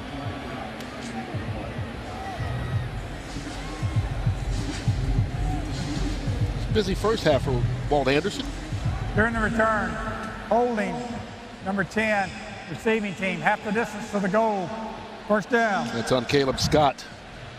And so to back the Seahawks up a little bit, Alex Magoo will get a chance to try and match what Austin Davis did, and Davis had a really good first half. He's, I think, got to have the same mindset that Austin did, and that was just to cut it loose. You got nothing to lose here. You want to keep gaining the trust of Brian Schottenheimer, Pete Carroll, of the rest of these offensive guys. I would expect the plan to be very similar, to be aggressive, to keep pushing that ball down the field. Austin with 4 or 5 go routes, a couple of them leading to big plays, and the long touchdown to Stringfellow.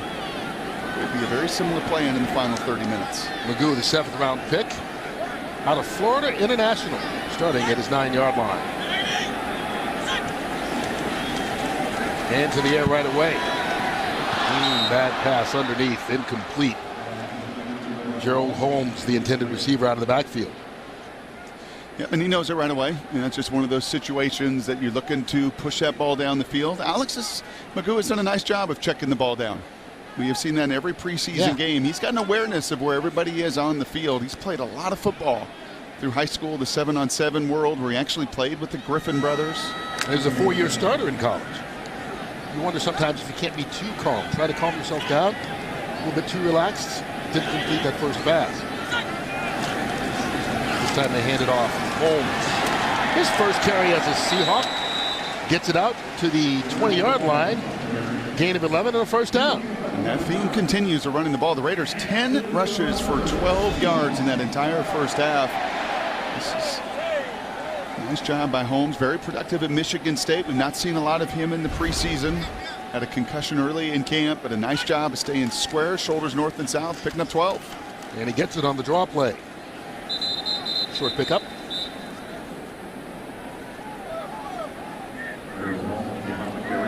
And you will see off that action, you're going to see play action pass. You're going to see Magoo keep that ball, which he's done on a couple of occasions, and run it. And Schottenheimer is going to continue to, continue to learn Alex Magoo and what he does well. And I think we felt it a little bit last week, as he really produced in Minnesota out on the move. He, like Russell, likes to be active, that point guard on the fast break. Off the play fake. Up top. Open. Malik Turner. And Turner all the way to the 48-yard line. Down 11. Finally stopped him, but only after a gain of 25. Those two hooked up down there in Los Angeles as well on the touchdown. And Magoo's also got a strong arm.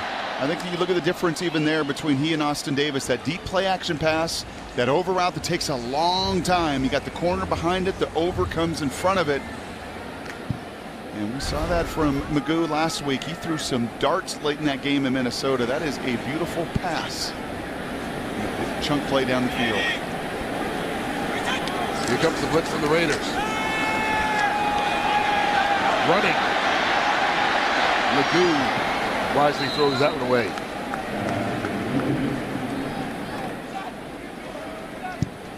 Because you sit and you're a Seahawks fan and you watch this, you continue to learn about this young quarterback, who I think is an excellent opportunity to be on this practice squad for Pete Carroll. They've kept two quarterbacks, they've kept a quarterback on the practice squad, but it's also an indicator of what you will see in 10 days. Right, a lot of this playbook, and I've enjoyed it. I've enjoyed the diversity of run. I've liked the deep play action pass. Man, do I ever love those shots and taking those shots down the field. It's going to be a lot of what number 3 will do in the regular season. Quick pass by Magoo. Ball bounces. Almost picked off. Lucky that one was not intercepted. Marvin Bracey was the intended receiver, and that ball bounced straight up in the air. Kyle Wilbur had a shot at it, but with all the bodies there, it couldn't grab it. And Bracey is the speedster, a world-class speedster. Yeah, and I think that gravity had a lot to do with why that ball fell incomplete.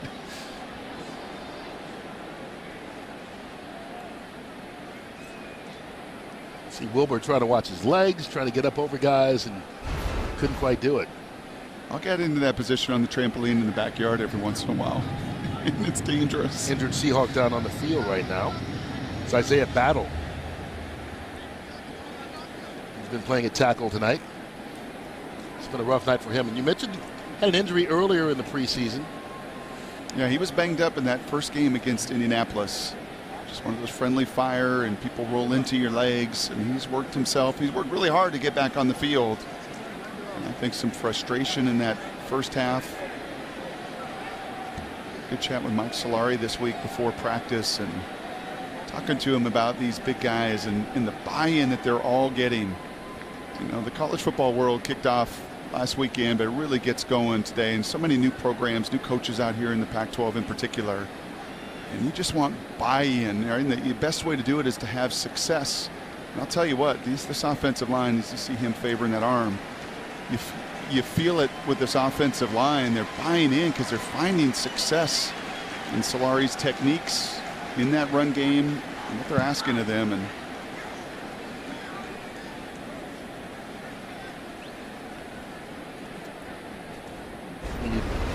another look.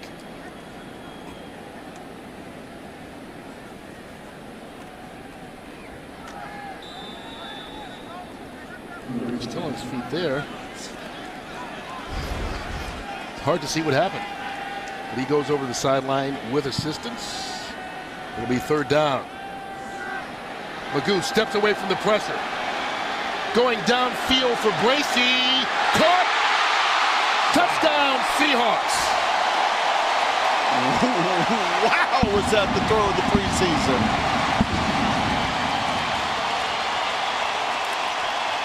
"52 yards, Magoo to Bracey." A little confusion there out on the edge. The unblocked defensive end, he throws that thing on the move from the 40-yard line. And here's a decision in his head. Do I take the shot? Why not? Take the shot deep down the field. That ball carries nearly 60 yards in the air as he is on the move. I know Mr. Mahomes threw at 68.8, the longest touchdown pass in the air in the NFL the last 2 years in the preseason. Moving on the field Almost was a 60. touchdown. Previous play is under further review. And that was actually 8, not 87. Malik Turner. So I should give Turner the credit for the 52-yard score. It's under review. While we're away, they ruled that Malik Turner not only didn't score a touchdown, but that this is not a catch. Let's look again. Yeah, it's not a touchdown. The ball clearly is never going to cross the plane. But is the right foot down? Does he establish possession right there? They judge no, but that second right foot obviously out.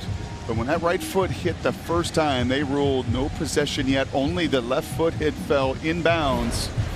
So what looked like a touchdown, it got this place pretty juiced and energized. Some of the air comes out as it's not only not a touchdown, it's actually an incompletion. That's it. A loud foul. Noisy strike. Dixon. Oh, has he had a touchback all season? Oh, he's human. Yeah. 52 yards and just a little too much on that one. I will say this. He was directionally aimed to the right there, and that is where the returner actually was. That ball, so he can aim one way. Yet another unique thing that he can do, aim one way, kick it another. Just not quite the backspin on that one, and Turner's saying, really? That close from being a Sports Center play tonight. You can see Brian Schneider right there talking to Pete Carroll about just the direction of that punt. As Dixon aimed right, ball goes left and just barely trickles into the end zone. E.J. Manuel still in the quarterback for the Raiders. So is Chris Warren at tailback. And the son of the former Seahawk picks up 6.5 yards on first down. You talked about his dad and how special he was. He was the leading rusher in Seahawk history when he retired. Watched a lot of his games growing up here in the Pacific Northwest, and he was just a glider. He was so smooth. He was a big back as well. He just wasn't quite 245 pounds. That 6-yard run, by the way, about half the total of the Raiders in the run game the entire first half. Yeah, this Seahawks run defense looked good in the first half as Manuel gets flushed out of the pocket. Ken Norton Jr. holds him up on the sideline there after Jacob Martin pushed him out.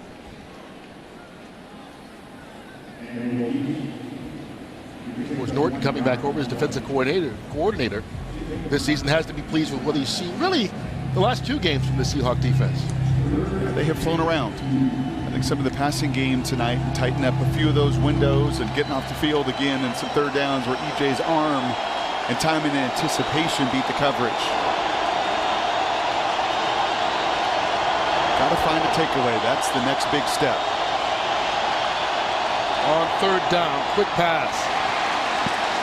That one broken up, intended for Marcel Aitman. So the Seahawks stop the Raiders and force a punt. Yeah, and that is a run play. That's now the third occasion we have seen EJ rise up. That is a run play with the option, not a run pass option per se, but that is total run action where everybody is running that short yardage run play. And EJ's judgment, he can pull that ball up and try to throw the quick slant. That time batted away, forcing the punt. Another good series for Seattle's defense. Townsend's punt.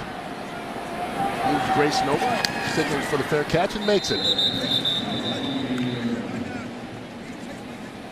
43 yards on that punt. We'll see if Alex Magoo can keep it in bounds this time and get the Seahawks some more points. Seahawks football is presented by Washington's Lottery. Play Seahawks Scratch from Washington's Lottery and you can win 50 grand. Visit WALottery.com for details. Early on in the third quarter here, Alex Magoo's second possession of the ball game. Rookie has been up and down this preseason. Has shown flashes that make you believe this kid's got a future in this league. Just hasn't been consistent, which you kind of expect out of a 7th-round draft pick. Trying to play quarterback at this level for the first time. Off the play fake, shows the athleticism, and completes it along the sideline to Cyril Grayson. There are flags in the secondary. Yeah, that's going to come back against Grayson, unfortunately, because I think Cyril extended his arms, which is what the back judge is Pass indicating. interference, number 13, offense, 10-yard penalty, still first down. Now the 8th penalty for the Seahawks, and many of them have been just significant again, either in special teams or taking a touchdown away. But you know, there's just certain indicators that these refs will look for at times. And does Cyril extend that left arm? Wow. Right? Didn't look like it on that replay. Well, that is what that back judge is going to see. You know, he's just looking for those indicators. That is a tough one that you usually get away with a little more in the regular season. Here's Magoo stepping and firing, incomplete for Grayson. Then, flag on the play. Right where the coverage was. Pass interference, number 49, defense, first down at the spot of the foul. Called on Antoine Davis.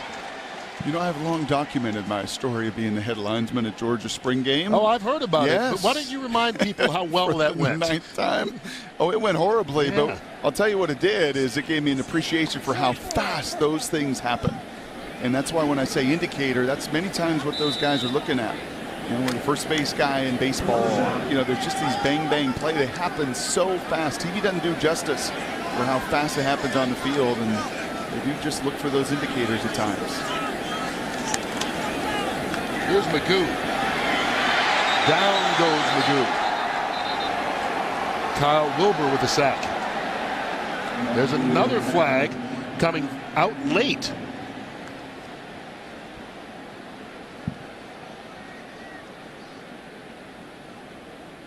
Back-to-back-to-back plays. Seems like every time Walt Anderson does a Seahawks game, he is busy talking to the 12s. Retired dentist out of Sugar Land, Texas. I always thought that's a perfect place to be a dentist. Sugar Land? Got to be, right? Good business. Personal foul, roughing the passer, number 58.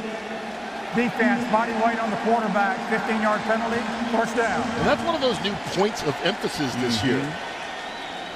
Some people call it the Aaron Rodgers play. Remember, that's how he broke his collarbone last year. And we saw this, a couple weeks ago with the Minnesota linebacker, and not only the penalty, but he also got fined 20 grand. I don't know, man. I played a little QB. We wore red jerseys. I think I got hit harder than that in practice. They don't want the defensive player putting his body weight on the quarterback and thusly injuring the quarterback, as Aaron Rodgers was last year. And so they make it a point of emphasis. We've seen it called a couple times this preseason. Seahawks benefit from it. Out to the 39-yard line. Here's Gerald Holmes. Nowhere to run. He's going to be stopped for a loss of a couple of yards on the play. So you're just asking that defender to have to slide over the quarterback? I mean, I totally get it with some of the helmet to helmet, and we have seen it where you can change some of the strike zone, right? You can change some of that target. Here's the argument the league will make. They won't make it publicly, but this is a quarterback-driven league. People watch TV and pay money to see starting quarterbacks. And when you get them injured on plays like that, you lose your quarterback for half the season. All of a sudden, it affects everybody from a business standpoint. That's the reality of it. Is it fair? Probably not. But that's the real world. False start, number 5, offense, 5-yard penalty, second down. Well, that one's called on Magoo. False start on the quarterback. He pulled out a little bit early. You don't see that call too often.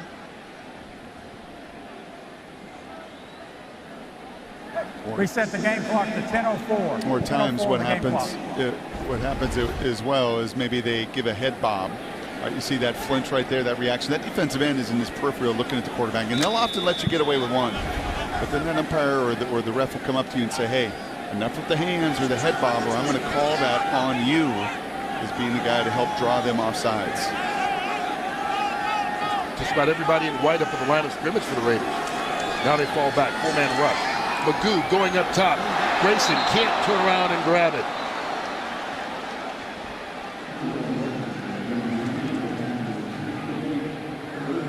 One thing that is apparent with Magoo is there's no shortage of RPMs. No, he's got arm strength.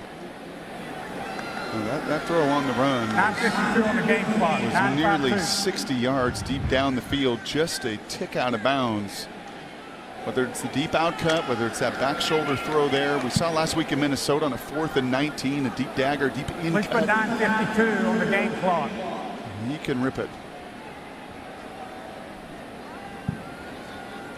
I think we had gone a play without hearing Walt Anderson's voice, so he wanted to make sure we changed the game clock.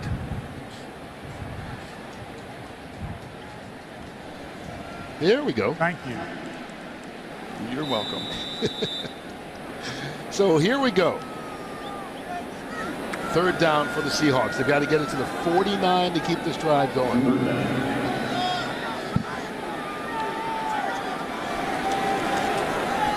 comes the pressure. Magoo. Open, Holmes fighting.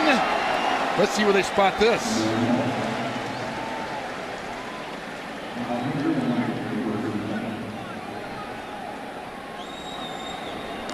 Looks like it's going to be just about half a yard shy of the first. Magoo wanted to try and talk him into going for it on 4th. Instead, they bring out the punting unit. Good quick decision. This is all Hodges here. You make that first man miss, and he has an idea of exactly where he's trying to get. The better pursuit versus the Dixon punt. And what is he going to go with here? Which of the 9 different pitches is Michael Dixon going to go with? And is Pete?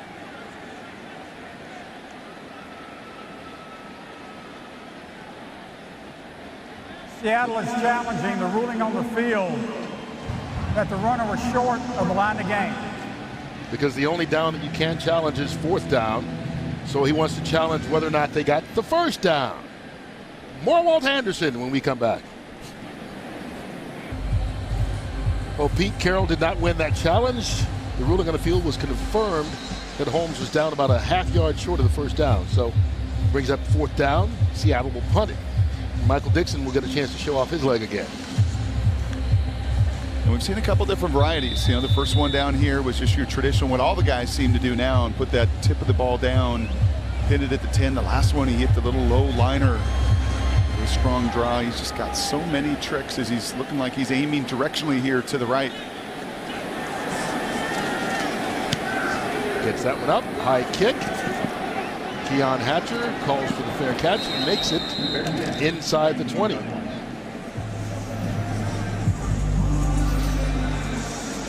33 yards on that punt, but you wanted him just to get it inside the 20. That was the task. Well, it's really interesting. I mean, it's just not your conventional stuff, and you can see so much of the conversation. It's just different.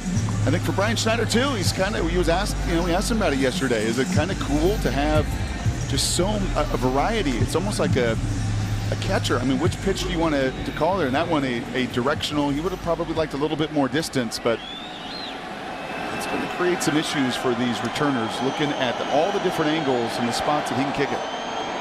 It was Chris Warren cutting it back up. I think he thought more contact was coming.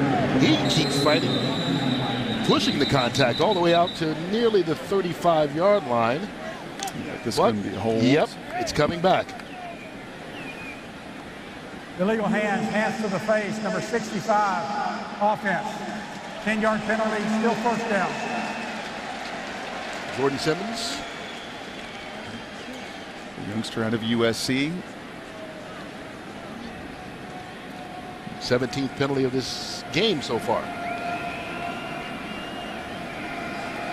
This will help the Seahawks defense out a little bit. Backing the Raiders up to the 10-yard line.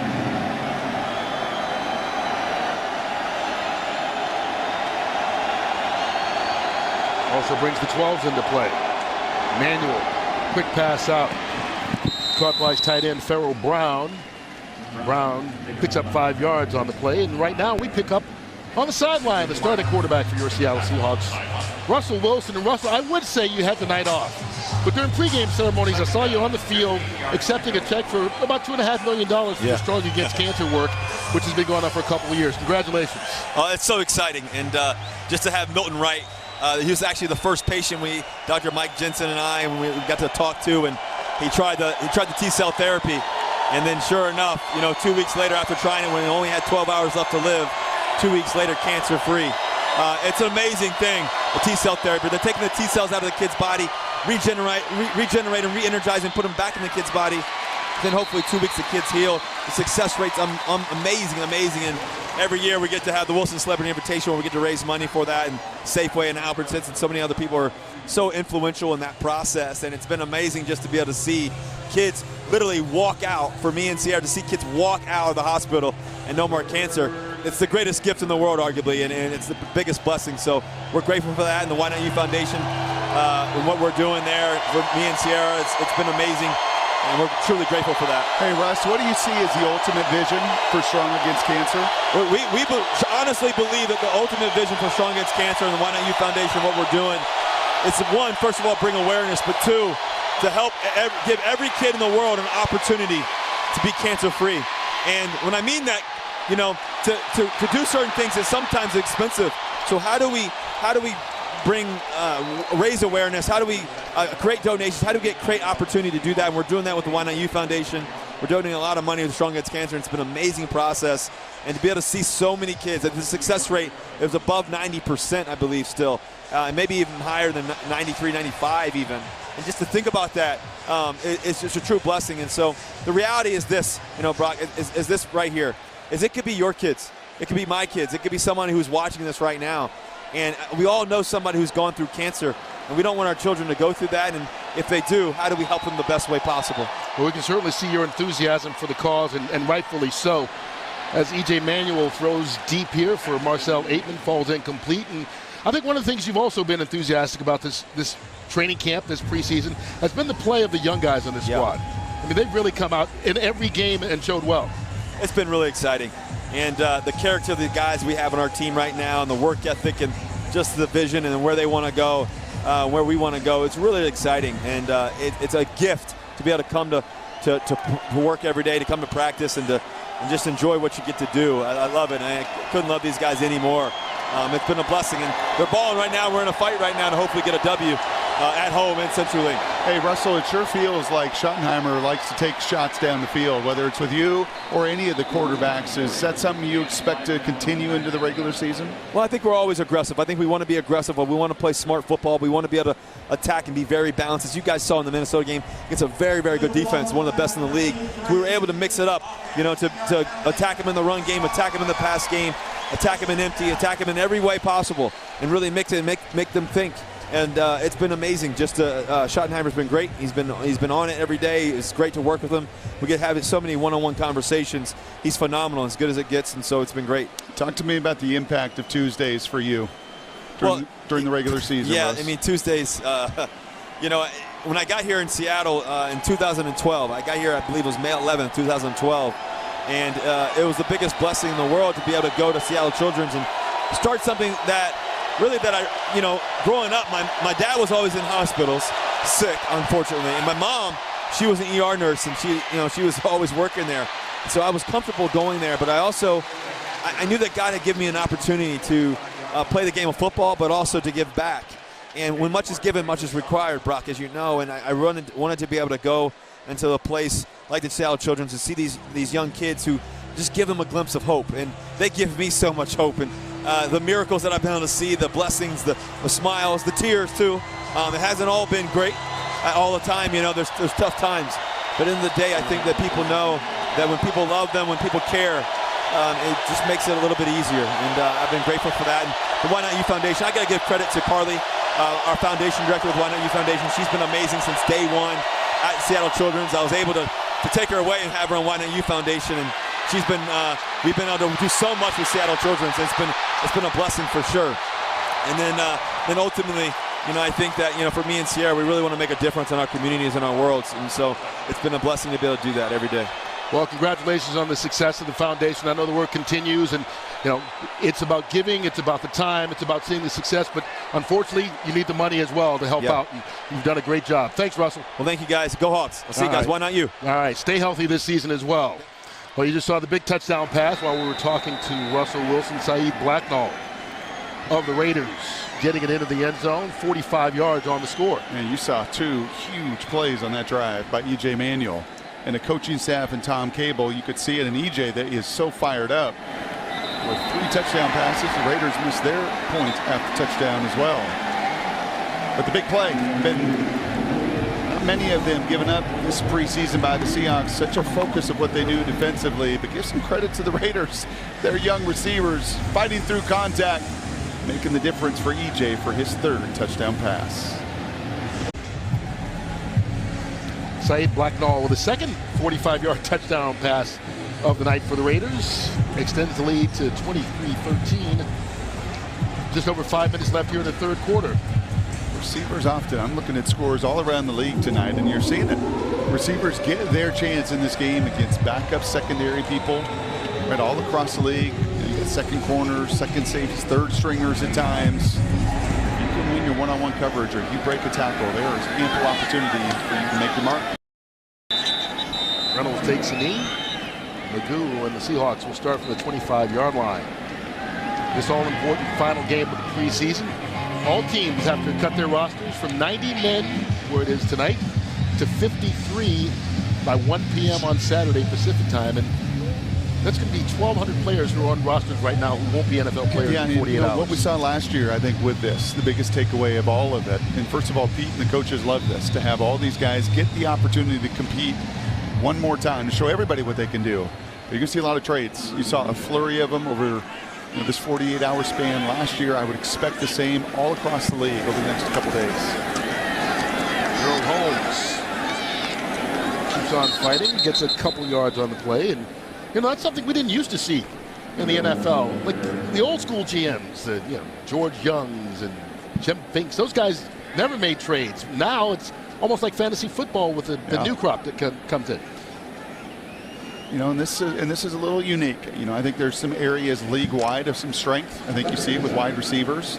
I think actually a little bit of corners as well. Coach Carroll's got a bunch of them, some hard decisions on this roster, and certainly areas of need all across this league, and it always starts on that offensive line. Offensive line depth is really an issue all around the NFL as Holmes barely gets back to the line of scrimmage. You see it there. You see kind of the linebacker position. And really it's indicative of what's going on in college football right now. They're spreading guys out, fast, small guys, and that's what you see coming up now to the NFL. And it is just so different. I'll have UCLA and Chip Kelly on Saturday, and people don't realize the difference these hash marks make and how much different it is when they are tighter in the college versus pro game. So much more space collegiately for little guys to play basketball on grass. Looking for big men at this level. Here's Magoo. Caleb Scott fighting off. Out of bounds. I think he may have been out of bounds before he caught it and didn't get back in time. Nonetheless, it's incomplete. That may have been good of Vanderbilt. I think he may have snuck one foot in, but it takes two, as we've seen now on a couple different occasions for these young Seahawk wide receivers. But, just to pay off that point, in the college game, you have, with those wider hash marks, so much more space. I was talking to Matt Millen, who was doing the TV side with the Oakland Raiders beforehand, but when you play with those tight hash marks, so much more of the game in that phone booth, you still need big, physical people. Keon Hatcher takes the punt from Dixon. Flags go flying everywhere. 42 yards on the punt. 6 yards for now on the return.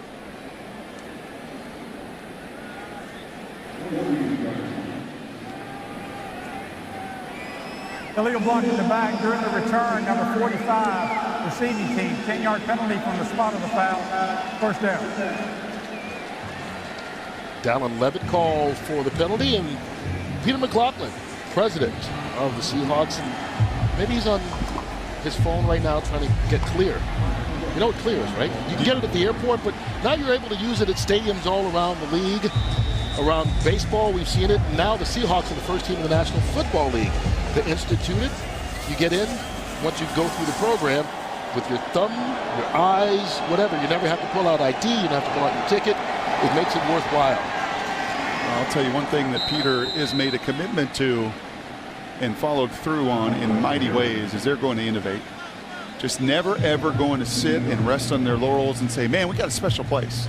They continue to add into this facility. Clear, I think, another example of that. You're right. You've seen it in some baseball stadiums. Seahawks one of the first to do it in the NFL, and it's not a surprise. It's under his leadership that they continue to just always push the envelope. It's about the fan. It's about the experience, be it the food, be it Clear. They are going to take care of their 12s who play such a vital role in this building. Connor Cook now in quarterback for the Raiders. And just to wrap up about Clear, I tell you, if you've ever used it at the airport, it is the greatest thing in the world. I kid you not. You thought TSA Pre was nice? It's okay. Clear is awesome. Are you trying to be a spokesman for Clear? I should. I use it enough. But I tell you, I just love it. It's my favorite thing about going to the airport. Yes. It is. I'm sorry. What are you talking about? Little pleasures in life. You go on commercial? Yeah. Well. Are you going commercial? Yes. I'm a regular dude. Right. You got the wrong guy on the show, if that's what you're thinking. Back to football. Big third down. Cook. Under pressure. Escapes. Being chased. Gets away. And the first down. Flags on the play.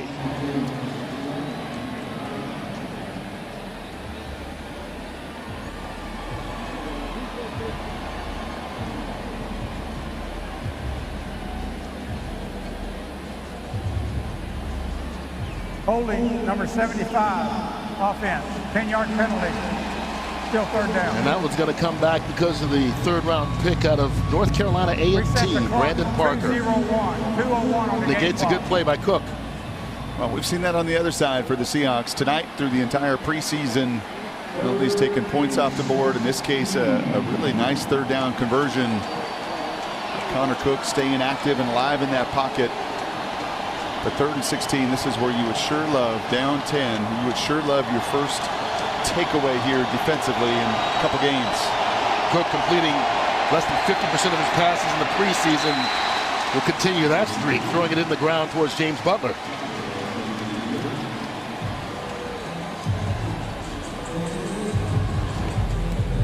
So thanks in part to the penalty, the Seahawks defense comes through.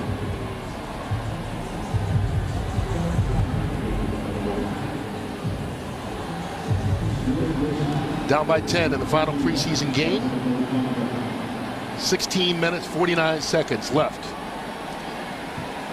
For some of these guys to show that they belong on this roster or somewhere in the National Football League. It's Shaquem Griffin, Josh Smith blocking that punt. And instead, it's caught by Grayson. Still dancing around. A lot of effort, not much on the return. 52 yards on the punt. Officially 0, but another play, this time on special teams by number 49. Yeah, and you're going to see 49. We'll see whether he's a starting will linebacker in Denver, if KJ can get back or not, but you are going to see him on the right side of your screen. You are going to see him in this phase of it. With his quickness and his speed.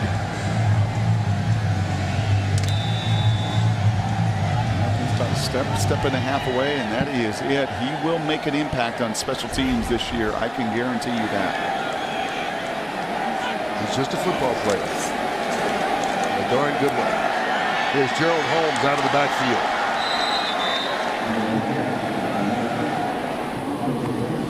Give him 5.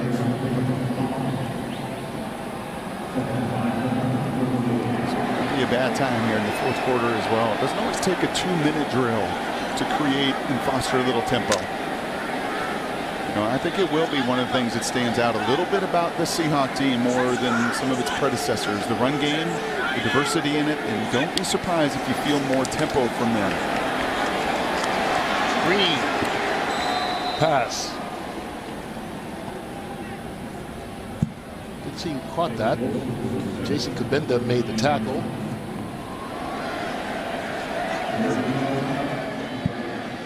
It's Clayton Wilson. His first reception, a Yeah. guy that's been banged up this preseason. His first reception of the preseason, getting back on the field.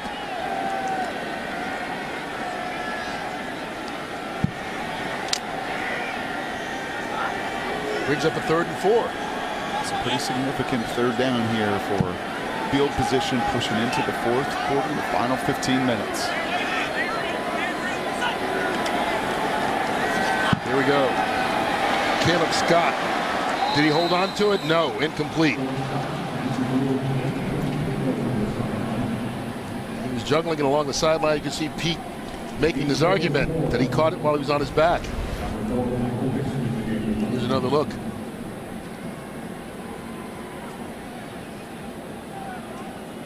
It's a better angle. Yeah.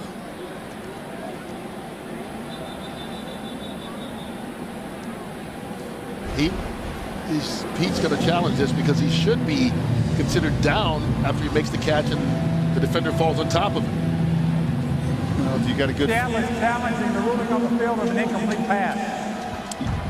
And again, this is part of the new rule. We go back to every action causes a reaction, and this is because of the Jesse James catch. Yeah. The Pittsburgh Steelers tight end late in the season against New England. Now, if you make a football move, then it should be a completed catch. 2 steps or any part of your body touching the ground. And he's down when the defender touches him. So under the new interpretation of the rules, this should be a catch. You sure about that? I'm sure about it. We'll see if Walt Anderson's sure about it. Well, this is a good little test case. We've had a few of these. We had the helmet penalty earlier. It went the wrong way, but there's your new rules as it's defined in the NFL rule book, trying to get an understanding, a grasp of this catch, what's not a catch. Did he have control? I thought so. 2 feet down or another body part, obviously the body going down to the ground.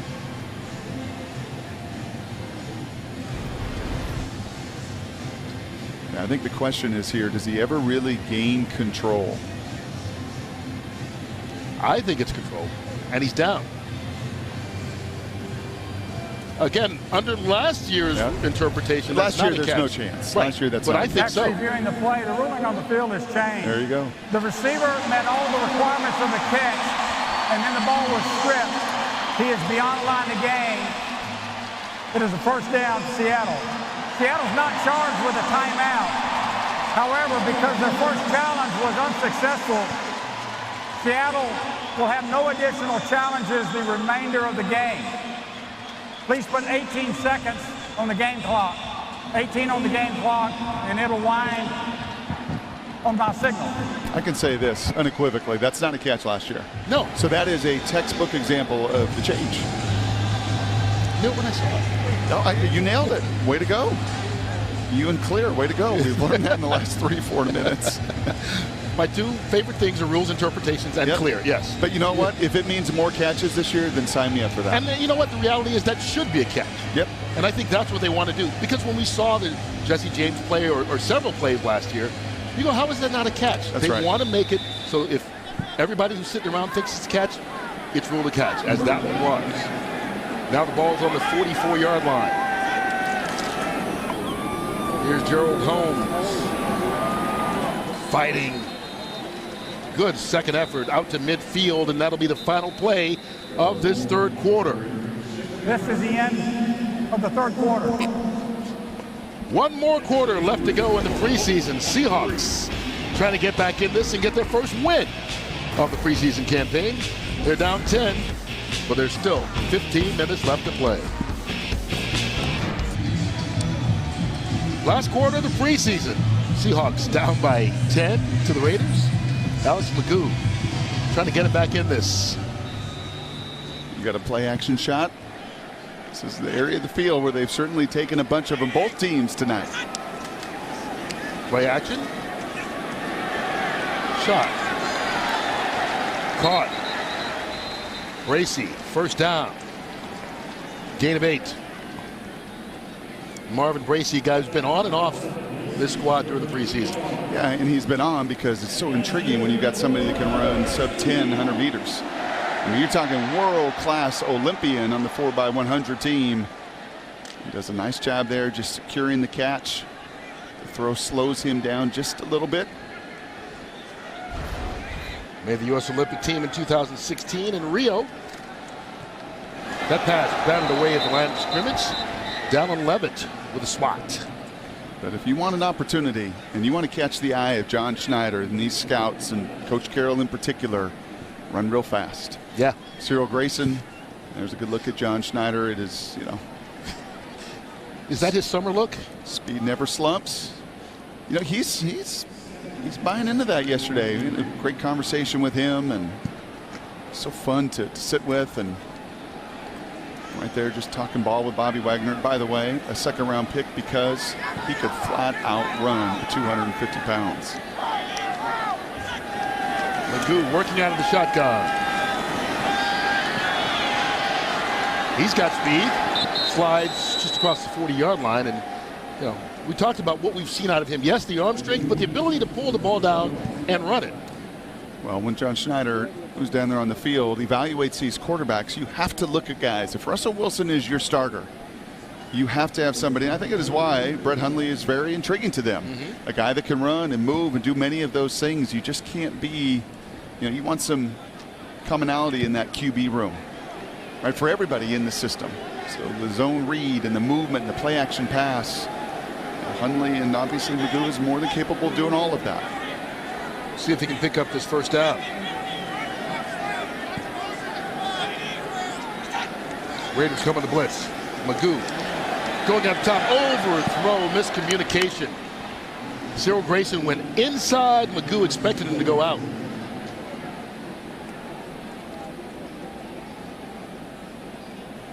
You can see he's ready to talk to him as soon as he gets back.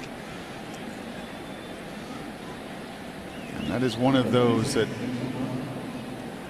is a QB, and you see right away going over to Coach Carroll, the wide receiver coach, saying, hey, man, we got one-on-one situation. We've already seen it on a few different occasions tonight. Right, you stay outside. There is so much more room for me to throw the ball to your outside than if you break in. Michael Dixon, high kick. Down inside to 5, just like that. Akeem King there to make the catch. Forget the yardage, only 37. He does exactly what you want him to do as the Seahawks trying to get that first win of the preseason. If you like big plays, this is your game. 2 of the Raiders, 3 touchdowns, 45-yard passes. 1 of the Seahawks, 2 scores, an 81-yard touchdown pass. Right now it's 23-13. Raiders with the lead. Connor Cook deep in his own territory for the Raiders at quarterback. Hands that one off. James Butler not going to get far before Lorenzo Jerome stops him. You know, we talked about the roster being cut down from 90 to 53 between now and Saturday. And one thing that John Schneider has been shown to do here, just because you cut a guy and you set a 53-man roster at 1 o'clock, by 6:30, 7 o'clock, that may not be the same 53 guys. Yeah, and you just never rest. You know, what we're talking about in this building with the president and Peter and the way that they go about their work here, they're going to never, ever rest, and you can hear it with the 12s. Number 19, offense. Half the distance to the goal, still second down. And when it comes to, you know, the move that the Seahawks make over the last couple days, acquiring Brett Hundley for a 6th-round pick, I think it's 2 reasons. Number 1, because John Schneider thinks he's a good player, an ascending player that will be better here in this system, that they'll coach up and they'll develop, and they liked him an awful lot out of UCLA. And then I think you also look at, you know, what Howie Roseman and Philly did. Parlaying Sam Bradford, what the Jets just did. Parlaying Teddy Bridgewater, the value that quarterbacks have if you can grow them and develop them in your system. Butler,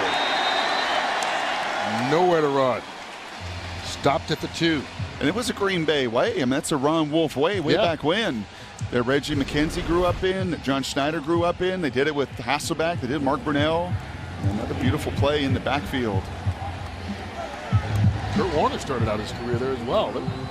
That was the place they had 2nd and 3rd team quarterbacks. Yep. Warner wasn't traded, he was released, but the other guys were traded for draft picks that turned into players that helped them win championships. And a nice play by Rasheem Green. Which young guy can get home in this huge situation to keep the Raiders backed up? 12's allowed. Here comes the pressure. Carter Cook down the sideline. Johnny Holton off his fingertips. Trey Flowers trying to convert from safety to cornerback, showing you why they think he can. And I love the play call. We have seen this from both teams tonight. Very busy pushing the ball down the field. Some good hand fighting. None of it impeded the receiver Holton that case opportunity to go get it. Is that the difference? Yeah, when you're 6'3", just that little bit of length, is that the difference that causes that incompletion? Pete Carroll and his staff certainly believe that. They teach and they love speed, but they love length as much. Ran with him step for step and got just enough of that football. Keenan Reynolds. And the Seahawks will start in Raider territory.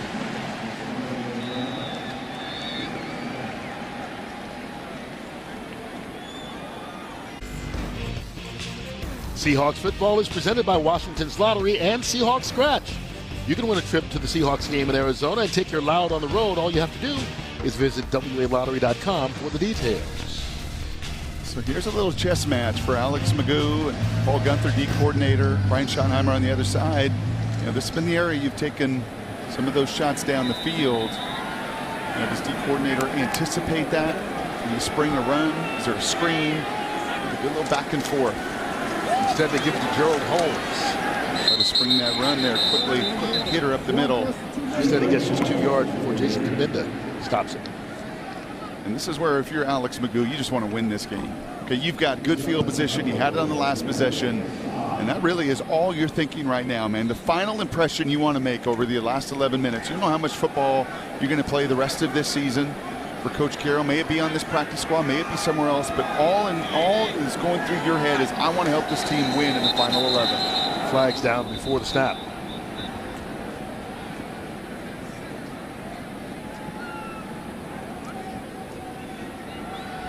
Ball start, number 62, offense. 5-yard penalty, still second down. So Marcus Henry. So it'll back the Seahawks up a little bit. Game clock. 10-5-7. They're paying attention to the game clock tonight, aren't they? All over it. Right on it. That's a dentist. Yeah. On the details.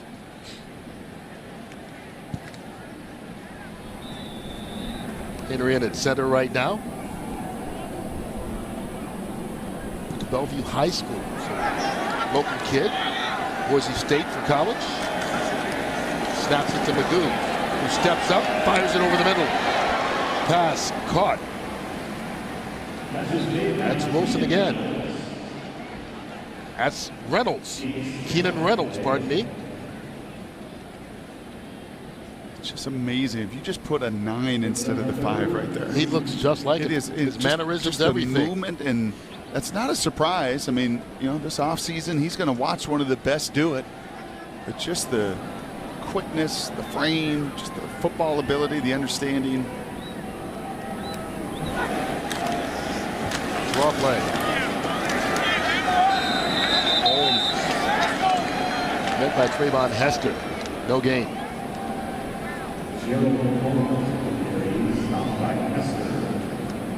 So regular season, you're kicking this field goal.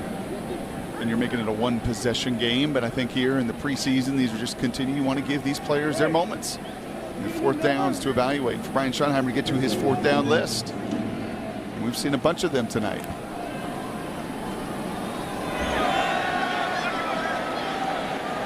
Looking for the 35.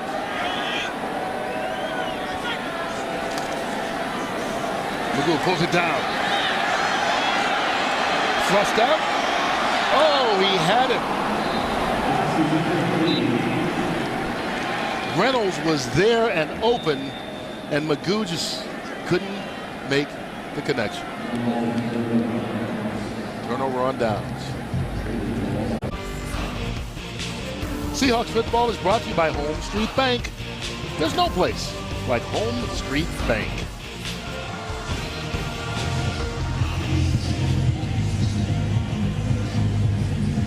Raider fans, Seahawks fans, living in harmony. 9.5 minutes left to go. in this preseason. Raiders holding on to a 10-point lead.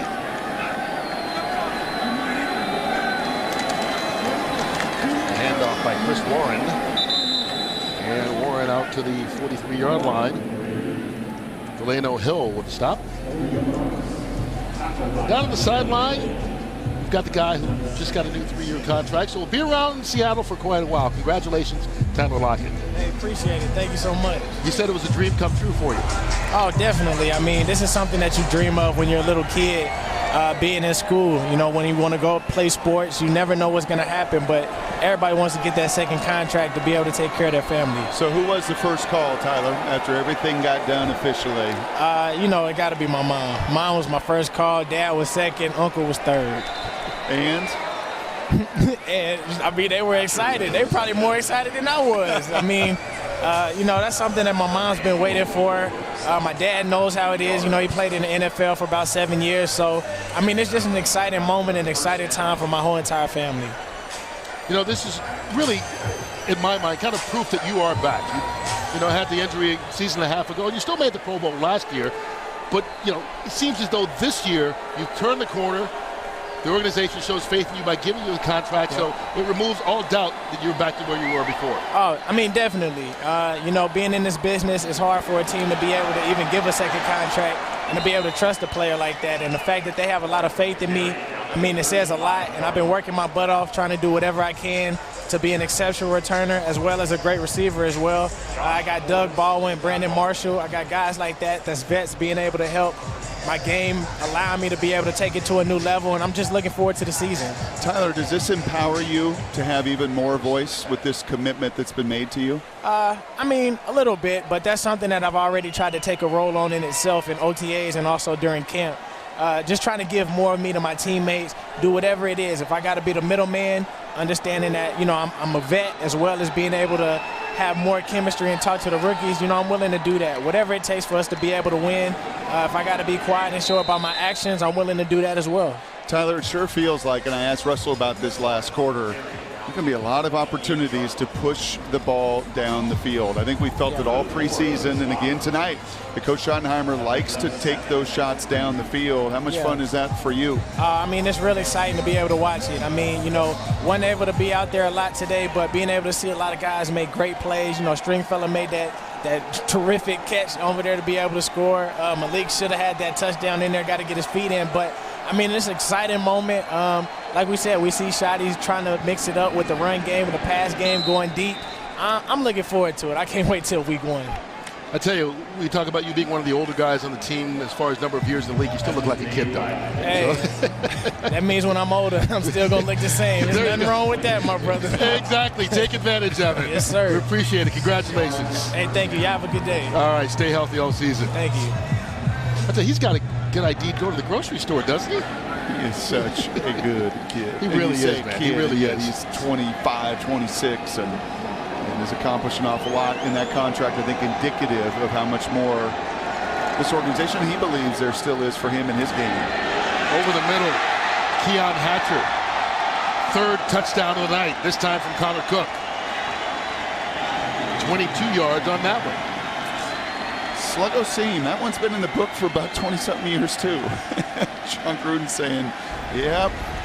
Yeah, we've run this one a long time. Pump to your right, look at the safety, just vacate the middle, and then you got the whole center field. It's amazing, man. A lot of things, Kurt, in life change in a lot of sports, but you watch some of these same plays. And, you know, there's a bunch of old John Gruden quarterbacks and players all over the league watching, I'm sure, this preseason. How's John going to do? What's he going to do? You know what he's still going to do? He's going to still run Spider 2 wide banana, and he's going to run Sluggo seam, and he's going to run so many of these plays, and I guarantee, look at that smile. Yep, was that Sluggo seam? Yep, still was. Yep, did it with Jerry Rice, did it with a lot of guys through the years. Keyshawn, they all did it. And it still works, and Keon, his third touchdown of the night. I think everybody's wondering, out of football for 9 years in the broadcast booth, but out of the coaching side of things for almost a decade, just how his game will adapt, if he will be able to adapt to. I mean, because, you know, the game changes. 9 years is a long time to be away from it. But so far, the way things have looked tonight and this preseason, which they're on the verge of going to 3-1, it looks like he's adapting quite well. They're an interesting team, aren't they? In a division that I think, and we'll see right away as the Seahawks travel to Denver and play against this AFC West, and we'll see Oakland over in London and Wembley Stadium later this year. But I think that's a division, and I think Oakland a team very much like these Seahawks that people, I think, nationally look at and wonder and see, man, there's a lot of turnover. 40, there's Jordy Nelson, there's 40 new Raiders that have come in with John. What are they going to be? I don't know. With the Seahawks, there's a lot of new faces and young players that locally we are so excited about, but nationally, still have a lot to learn. Here's Keenan Reynolds. Flags come out.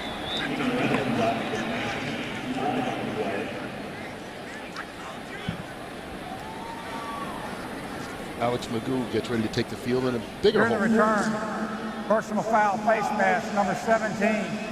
Receiving team, half the distance to the goal. First down. It's on DeMaurier Stringfellow, who scored the big 81-yard touchdown, the big wide receiver for the Seahawks. And he's a guy who's trying to inject his name right into the middle of that competition for the guys after Doug Baldwin and after the guys that we assume are going to make this team. Tyler Lockett that we just chatted with. Brandon Marshall is the big piece, and you've seen it all preseason long. Plays by so many of them over the course of this preseason, plays down the field. This is going to be one of those long conversations over the next 48 hours to sort out exactly what that room is going to look like Saturday night. Here's Malik Turner with running room after the catch, spinning his way out across the 40-yard line. Nice pickup of 32 yards on first down.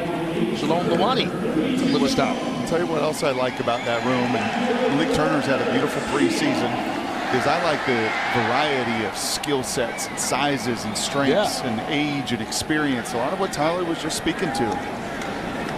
Here's Magoo, chased down in the pocket. And smartly gets rid of that one. I mean, you know what Doug is. Doug is one of the best receivers in this game.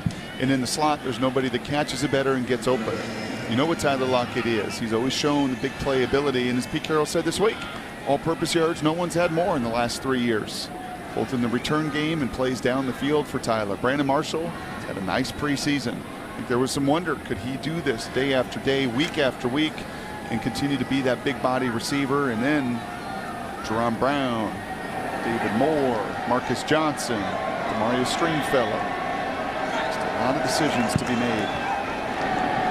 Magoo fires that one out to Turner. First down into Raider territory.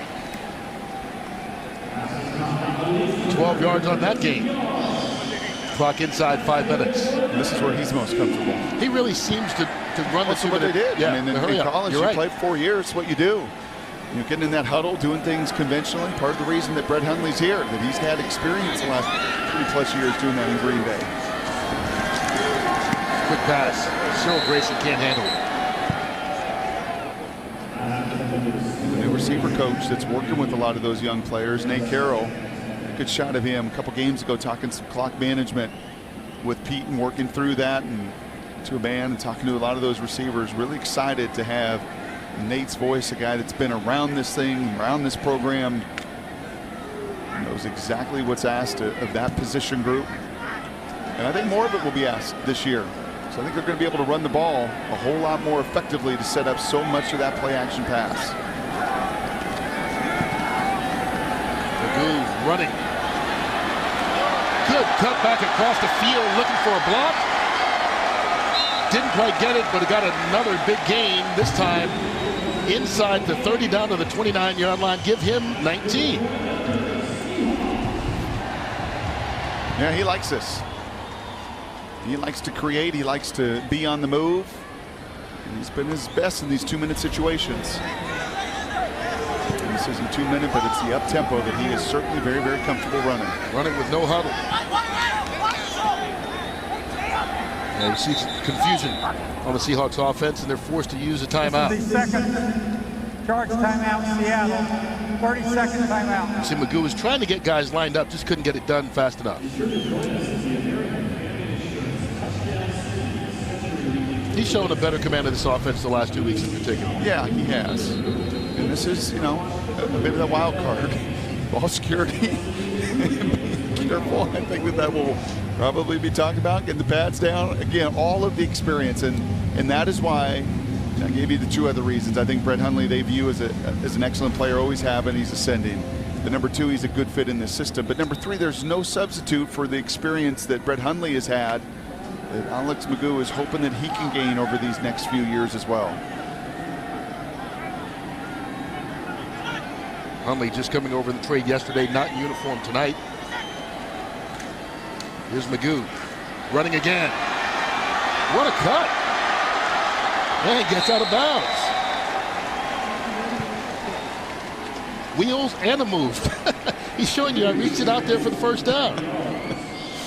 You know what? He's still having fun playing the game. Well, that's what you said. Just let it go and have fun. He's got 31 yards on 3 scrambles. And that was a pretty good cut there on Mr. Cowser, the linebacker. Gain of 11 to the 18. Under pressure, screen pass. Sniffed out. Gerald Holmes, the receiver, but Jason Kabenda, who has been busy tonight, right there. Not fooled at all. Yeah, he's there, Shaquem Griffin. He doesn't run as fast, and that's part of the reason he went undrafted out of Penn State.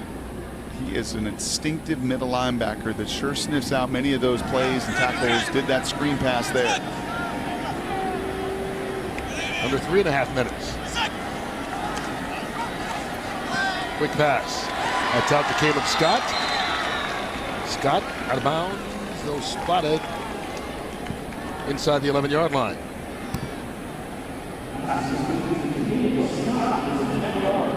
Bring up a 3rd and 2. Scott's a guy who was injured, missed the first couple of weeks of the preseason, showed up with a big catch last week, and has made a couple plays here in this 4th quarter tonight. Zone read action as you get closer into the red zone here as well. Here comes the blitz.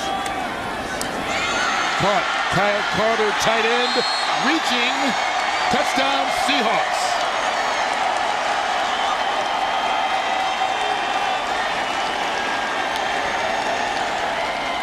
$10 yards on the score from Magoo to Carter. Nice job by Alex. He's feeling the pressure comes. He knows there are going to be unblocked defenders, and we've talked about awareness an awful lot this preseason. You know, you want young guys to have an awareness of the down and distance, an awareness of the rules, and awareness there in Kyle's case, wonderfully so, of knowing just where he's got to reach that football across the plane for his first touchdown as a Seahawk.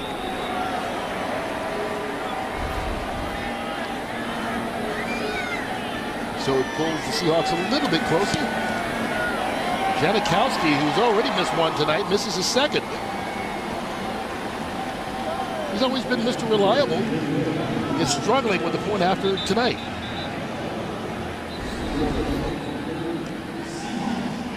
Yeah, that was a pretty easy read pre-snap. You know, you as a quarterback, you could feel all those defenders. There's times they get up and they're bluffing you, and we've seen that tonight. But in that up-tempo offense, why a lot of colleges like to run it. That's why it's made the job a little bit easier for quarterbacks. When you get in that spread, you get up-tempo, it makes the defense declare that much faster. And for Magoo there, he could see that blitz coming. He knew where his outlet was. For Kyle Carter, you've got that one-on-one situation, much like Stringfellow had earlier tonight. You've got to win it. You got to find a way to get into the end zone. Now we'll get a chance to see an onside kick.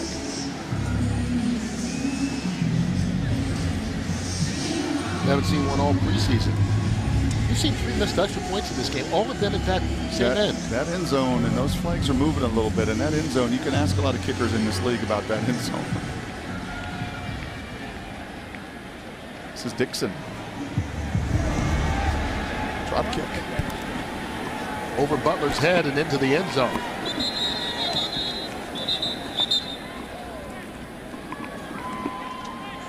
It's a nervous smile after that one. Yeah, that's a little bit of action. You know, you're trying to play that wind, and that's going to be another weapon throughout the course of the season to see how that is all going to play out directionally. And if he's able to control it and spin it and get it into some of the different spots,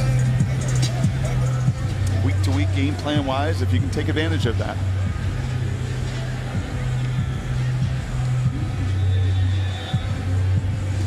So the ball will come out to the 25-yard line. Dixon showing his versatility. Seahawks defense trying to hold Oakland right where they are. With 3 minutes, 11 seconds left to play.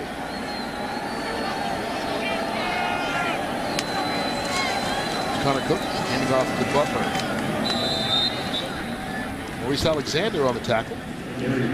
These next 24 to 48 hours, you don't want your phone to ring if you're a player. You know, you're sitting around kind of like draft day. You want your phone to ring on draft day, right? Yeah. As Shaquem was telling us yesterday. But over the next couple days, if you're on the bubble, you just don't necessarily want to see that 425 number. As you can see, the roster cut down September 1st. That practice squad of 10 established. You're going to see a lot of these Seahawks players, I believe, on that. And John Schneider's got a lot of decisions to make. That phone, his phone, won't stop ringing over the next 48 hours as he and Pete talk to people all over this league as they continue to look for the kind of players to add. I think in a couple different spots. I would be surprised come Saturday, Sunday if the 53 includes just the people on the sidelines, because it's not necessarily ever been that way. You know, even in 2012 and 2013 and 2014. So John Schneider, one of his real strengths is continuing to be aggressive, to take some of the risks, and to never ever rest on your laurels to add to this football team. This is a 2-minute warning. Seahawks football has been brought to you by CenturyLink, your link to what's next.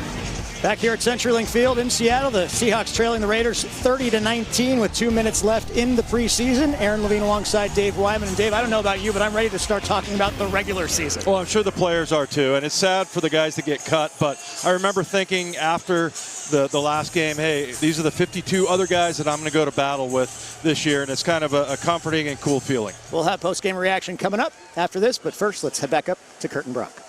All right, Raiders look like they're ready to just kind of wind down the clock on the preseason. Up 30-19. 2 minutes left. There's James Butler caught in the backfield. Brandon Jackson with the stop. One thing that GM John Schneider talked to us about Timeout, Seattle. as Seattle uses its last timeout. timeout is just how difficult this is for a general manager. Not just because you have to figure out your roster, but you know that the guys you cut, for some of them, they'll never put pads on again, affecting people's lives. Yeah, there's no question about it. It is the most difficult part of the job when you talk to any, I think, of the decision makers that ultimately have to make that call. But I'll tell you what I think you want as a player is you want honesty too. You know, you want to know, hey, am I close? Where am I at? You know, do you think I should continue to pursue this? And I'll tell you, that is one thing that you will find in this program under Pete is a whole lot of transparency. Tell the Truth Monday. And that's not just about the regular season. That's throughout this entire process, through the OTAs and mini camps and training camp. And I don't think they want to blindside any of these players. And certainly, you know, these guys deserve all the feedback in the world if it's not going to be a fit here. James Butler. Josh Jones tries to strip him. Seahawks get him down to the ground. And what's interesting about this preseason is, barring the miracle of miracles, Pete Carroll will finish 0-4 for the first time as Seahawks head coach in the preseason. Yet, you don't feel like this is a team that's really going to struggle this season. They're not, you know, maybe what they were, the Legion of Boom and the Super Bowl expectations. But all the people that have them in 4 or 5 games, I don't see that. I mean, I think this is a team that can compete. They've got some talent, and they're going to be right there. Yeah, I think there was a little disappointment coming out of L.A. You know, against the Chargers. There was a little bit of shell shock for the rookies. And there's going to be a lot of inexperience that's going to play. But, yeah, I thought the number ones went up and down the field. You know, against the Colts in this building, they went up and down the field. Against the Chargers, they went up and down the field. Against Minnesota last week, they're running the ball so much better and much more violent, I thought, than even the Minnesota team. That is a very physical team. So, yeah, I think there are plenty of positives to walk away from in this preseason. You're going to get the ups and downs of a young football team, but you like the leadership they've gotten, guys like Bobby Wagner and KJ Wright and Russell Wilson. Yep. But more importantly, the enthusiasm that these young people show. When I say young, I mean rookies and second-year guys. Sure, and we've done this in 13 and 14 and 15 together, Kurt. There's no question that the roster, as far as the depth of veterans, right, that have gained so much valuable experience through the years, and 25 through 53 had a lot of experience. It's going to be different this year, and I think you felt some of that in this preseason. Keenan Reynolds picked that one up. It just goes down right at the 25. Well, partner, another year has come and gone. Thank you so much for your hospitality in the city of Seattle. I love coming up here. It is fun to have you, and it's amazing. This one felt, for some reason, I don't know if it's the youth. I don't know if it is just how much I think we have all enjoyed the young people on this team. This draft class is going to get contributions from nearly every one of them. You know, the pros, and Austin Davis being one of those. It is just a good guy. He is a good pro. It's been an enjoyable preseason to be around this team. And after decisions are made in the next 48 hours, it's going to be one heck of an intriguing regular season. Yeah, it's all about wins and losses, but there's definitely a different energy within this organization, a positive energy. A team that's fun to be around again.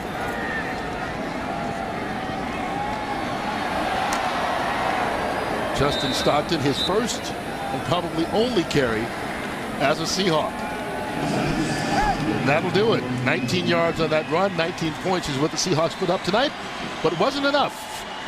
Pete with a smile, because he knows there's reason to feel good, even though they lose 30-19 and finish the preseason at 0-4. We'll enjoy watching you on Fox this year as always, Kurt. Thank you, man. And we'll catch you doing college football starting this Saturday. For Brock Hewart, I'm Kurt Menefee. Thank you so much for watching.